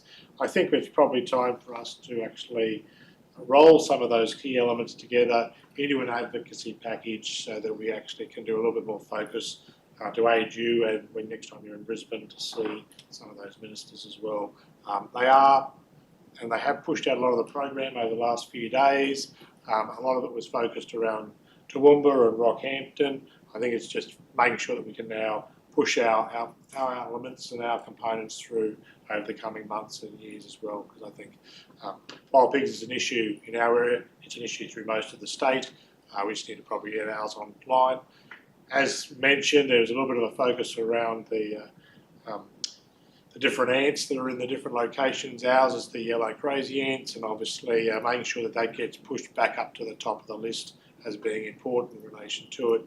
And we have quite a number of issues in relation to our pest plants, and again, they are continuing to grow. We've had a number of good growing seasons, and so that's a concern for us. So I will endeavour to keep doing it from different techniques.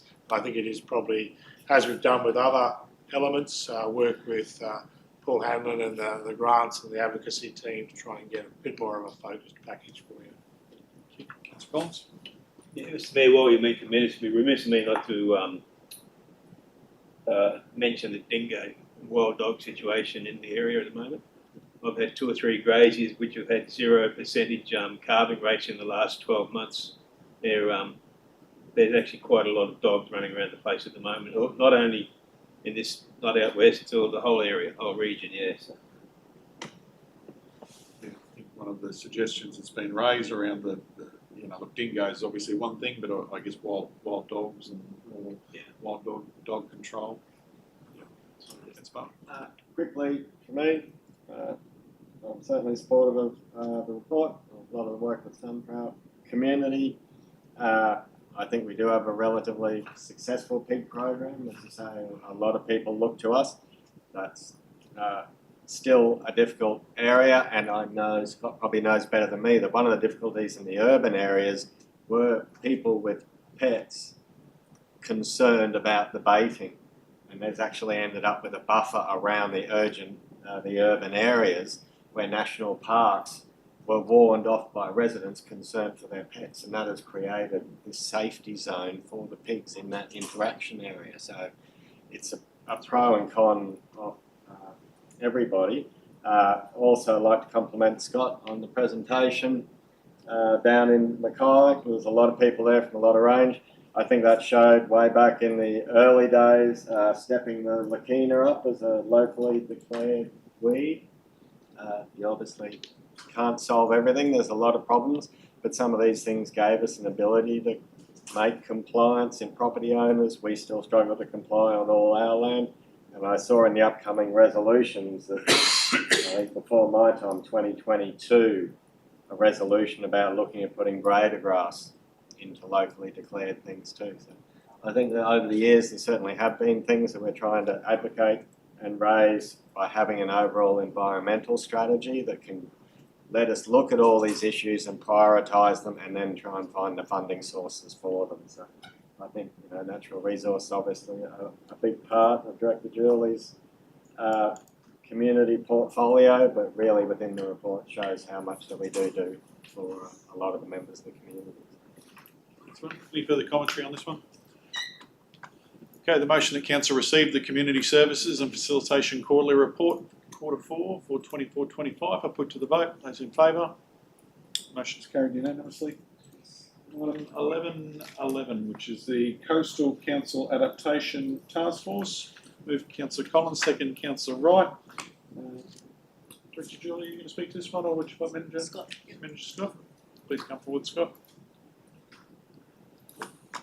Yes, good afternoon, Mr Mayor, Councillors. We'd just like to present a paper on a report on the Coastal Council Adaptation Task Force, or CCAT. So CCAT is an alliance of 5 councils spread across Queensland, coastal Queensland, with a focus on coastal management and coastal planning. Whitsunday Regional Council has been linked to the CCAT program since 2014. And the advantage of the CCAT is to network and share information across councils, especially those with low resources and staffing numbers. So by combining the resources across a number of councils, we can achieve more with smaller resources. So a lot of our coastal councils have similar issues around coastal management, rising sea levels, for instance, coastal erosion.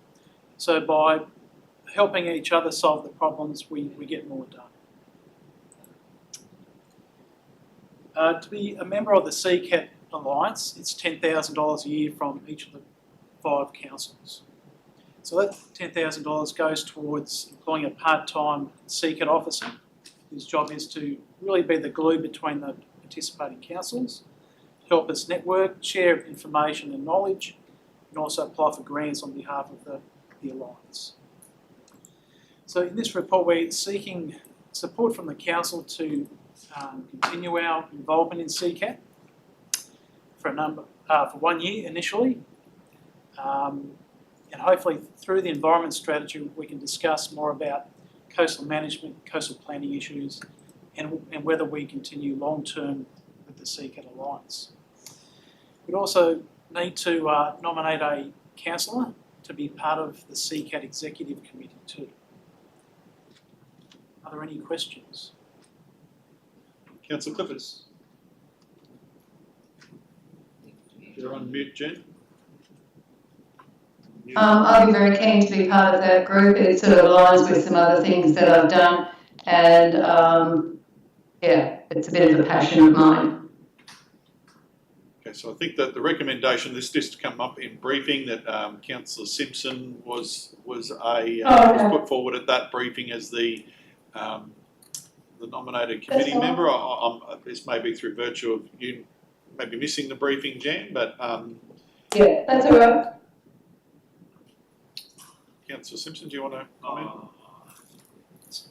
I'm happy to do it. I think it's important that we have a seat around the table. Maybe if I'm not available, if Jan, I'll go Jan to be a council rep. That'll be fine. As a proxy? Yeah. Yep.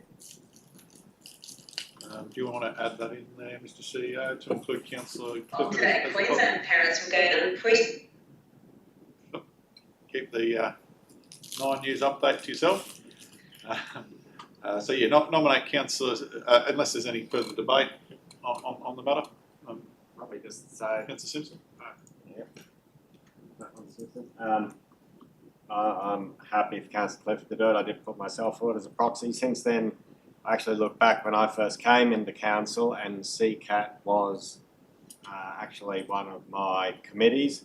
But when Madeline and I went through trying to find contact of what was still active, we didn't find CCAT. So I don't really want to feel like I'm passing an obligation of mine on to Councillor Simpson. But if Councillor Simpson and Councillor Clifford are happy to do it, I'm sure I'll keep myself busy with the environmental strategy. We'll find something for you to do, Councillor. Don't you worry.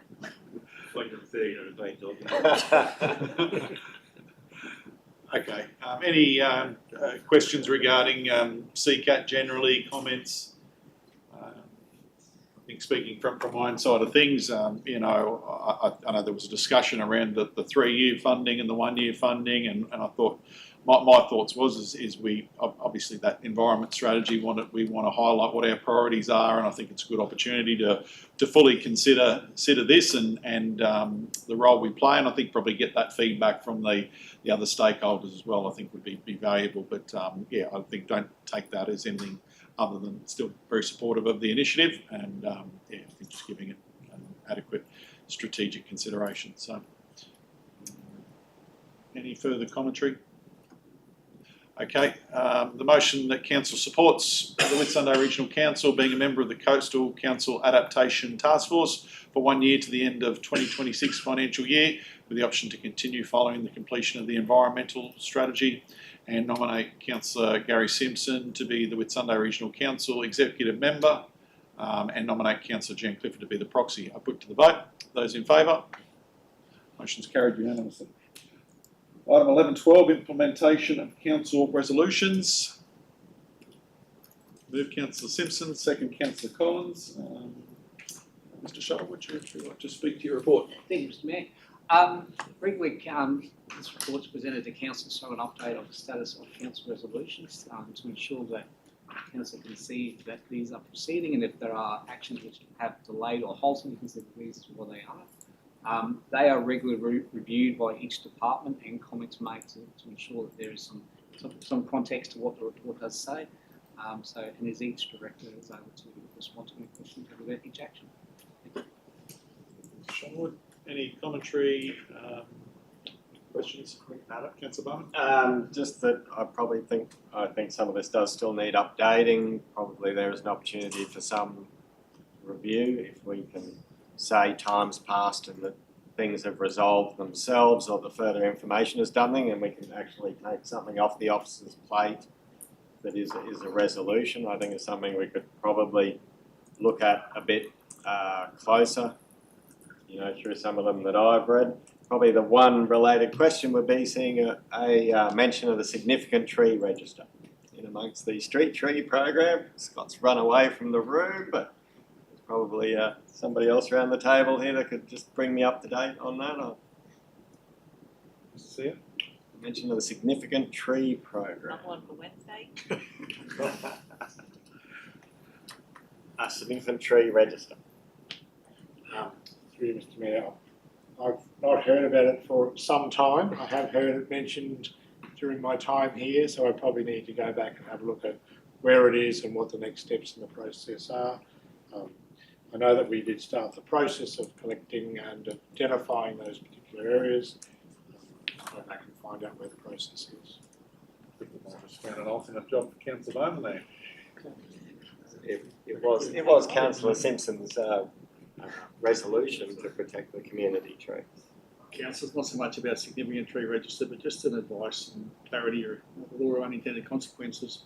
With the operational initiatives program that we went through this year with setting the budget, one of the things that happened is there was bids for additional funding for street trees. So what we did was we added a bid from Scott's team to an existing budget that Mark had, to a bid from Councillor Bowman to put an overall street tree planting program together.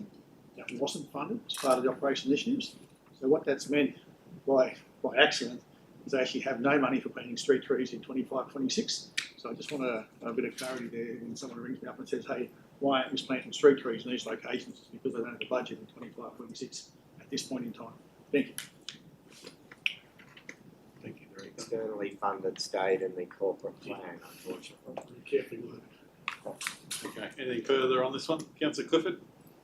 Yeah, it's all very well, and I love the idea of more street trees, but we are still allowing people to bulldoze, clear fell, and then we go out and plant trees in the street. I'm sorry, and some of these trees that are getting bulldozed haphazardly are, Mackay cedar. They should be protected trees, and I don't know what we're doing. Sorry. Thank you. Thank you, Councillor Clifford. Noted. Okay, where are we? The motion that Council received this report detailing the status of implementation of Council resolutions, I put to the vote. Those in favour? The motion is carried unanimously. Item number 11.13, annual Christmas closure. I'll move. Councillor Wright, second. Would you like to speak to this one at all, Mr. Shuttlewood? Yes, well, just briefly, Mr. Mayor. As the report is seeking endorsement of a proposed Christmas closure, it replicates the closure which occurred the current year.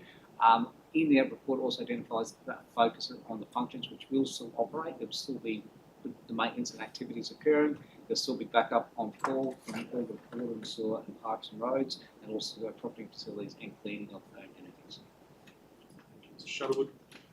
Yeah, look, I'm supportive of this this closure. I think it's a good time of year for people to take an adequate break. We're obviously made aware that there's significant leave balances there, so I think it allows a two-sided benefit there for people to take leave when it's a good time, and also to address the leave. I think the last thing we need is people taking leave when there's perfectly good building weather available through the middle of the year. So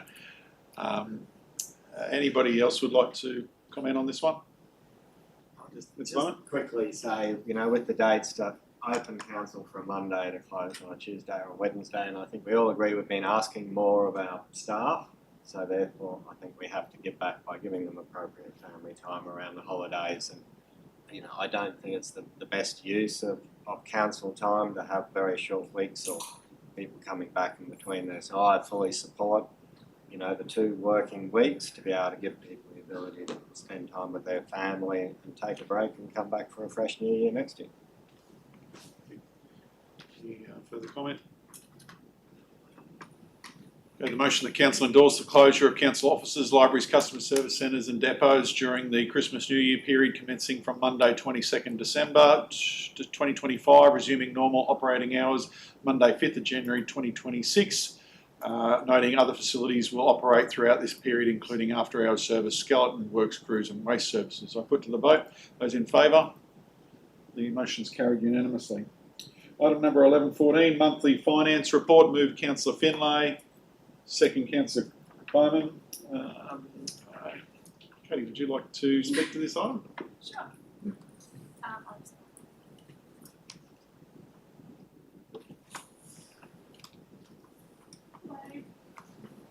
Okay, so basically this is the 31st of July monthly statements. One of the key things that you probably noticed is we're basically presenting a deficit of $10 million as at July, and the big reasoning for that is because we hadn't raised rates at that point in time, so they're not reflected in that figure. But you can also see that the current budget to date figure kind of represents that we would be expecting it to be in a deficit position at 31 July. The other thing to note is that the unaudited actuals from the prior year, they are subject to change. They still remain unaudited, and they will be different from these figures that have been presented in this report. So, anything else to note? I think that's probably the high level representation. If there's any questions. Sorry, Mr. Shuttlewood, I probably should have got to you first. Given you the acting rep, did you have anything you want to add on that one? Mr. Mayor, you went to the 18 first. So very, very happy you did that. Oh, look, I think importantly what Kay said is exactly correct. We are in the rating period, so there is a significant amount of activity going on. Obviously, there is a lot of work going on, and you'll see that reflected in the financials in the months. It is 1 month, and that's a very short time, as we talked about around Q1 of you see activity, and you see expenses ramping up as we go. So I suppose exactly what Kate says is correct. So just support her comments. Yeah. Councillor Finlay. Mr. Mayor, happy I received my rate notice on Monday this week. Just wondering when I'm going to receive my water notice.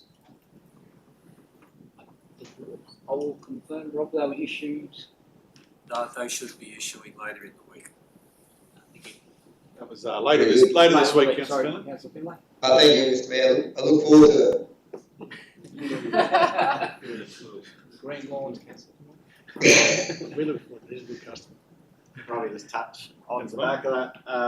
I know we had changeover in mailing house, things like that. There were some proposed dates here for rates, water notices going out, and the prompt payment period, but all of those have been updated with the date and the notice I've seen from the rates notices. So just to be sure that if they are a few days late, that we are extending that prompt discount period.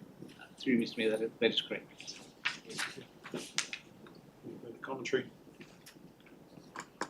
Okay, the motion to council receive the monthly financial report for the period ended 31 July 2025. I'll put to the vote. Those in favour? Motion's carried unanimously. Now that brings us to the end of our ordinary reports. We'll now seek to enter confidential business. Can I have a mover? Move Councillor Wright, second Councillor Simpson. That council closed the meeting to the public at 2:28 p.m. in accordance with section 254J of the Local Government Regulations 2012 for closed meetings for the purposes of discussing the following items and the reason for going into closed session. Item 12.1, renewal of lease, part of land, lot 5. Item 12.2, complex hardship rate relief. Item 12.3, the CEO performance review. I put that to the vote. Those in favour? So that's carried unanimously.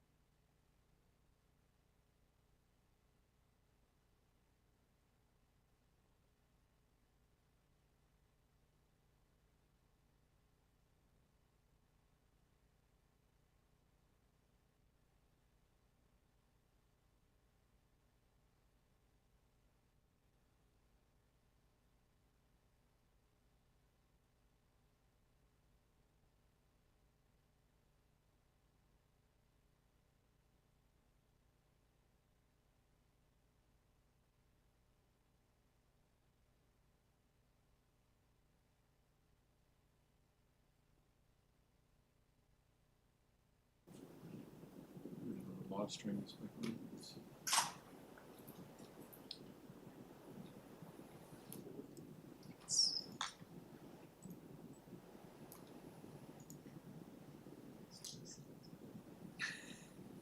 Yep. Okay, can I please have a mover? Move Councillor Collins. Second Councillor Wright. To reopen the meeting at 3:08 p.m. to the public. Okay, item 13.1, renewal of lease, part of land, lot 5. Move Councillor. Oh, yeah, sorry. Yep, the reopening. So can I put that to the vote? Those in favour? The motion is carried 6-0, Mads. And have we got a note in there that Councillor Finlay has left the meeting at 2:50 p.m? Elvis has left the building. Okay, item 13.1, renewal of lease, part of land. Move Councillor Wright, second Councillor Collins. Motion that Council authorise the CEO to enter into negotiations to execute trustee lease with Katie Harris for the operation of Baker's Tray at Shop 167 Herbert Street, Bowen. I put to the vote. Those in favour? The motion is carried 6-0. Item number, it's 12, isn't it? 12.2, not 13.2. Item 12.2, complex hardship rate relief. Move Councillor Wright. I'll second that one. The motion that Council resolve to approve the write-off of all outstanding interest charges in the amount of $26,809.68 and any interest accrued at the date of write-off charge the following assessments, conditional on full settlement of all remaining outstanding balance and charges on the August 2025 rates noticed by the due date. As per the report. Point 2, allow prompt payment discount if payment is made in full of the outstanding balance, excluding interest charges on the August rates notice. And point 3, continue to support partnerships with housing providers that deliver to community value and social outcomes. I put to the vote. Those in favour? Those against? The motion is carried 5-1. Item 12.3, CEO performance review. I'll move this one. And second, Councillor Wright. Councillor Wright, second, sorry, Councillor Clifford. The motion that Council notes that the annual performance appraisal for the CEO, Mr Warren Bunker, has been completed and a new performance plan for the annual period 30th of June 2025 has been finalised. I put to the vote. Those in favour? The motion is carried 6-0.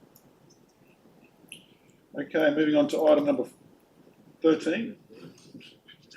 My numbers are out. Keep me going on the numbers. Item number 13, matters of importance. Any councillors like to raise any matters of importance? Councillor Wright. Thank you, through the chair. Earlier this week, I had a phone call and received an email from Gwen Huth.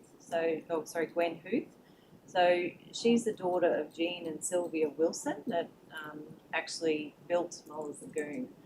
So Gwen's mother passed away last year, and her father Jean is currently residing at the Sunshine Coast in a nursing home, and he's sort of got onset dementia.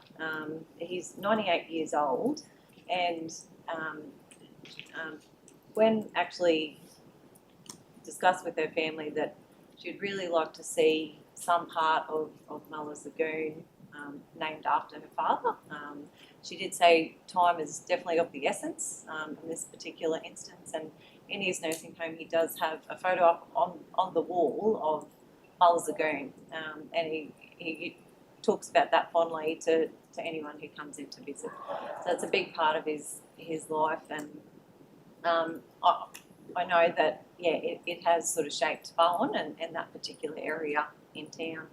But Gwen's request, and happy to send you through the email, she's happy to talk to council, and maybe if we could bring back a report to discuss around the table at a briefing, just on maybe a couple of options, or if council's in favour of doing something like this, whether it be naming the concrete walking track after the family or some other idea that we might come up with. But yeah, it's just they have made quite a large contribution to Bowen, and yeah, I think Mr. Wilson would be quite touched by what's happening. So.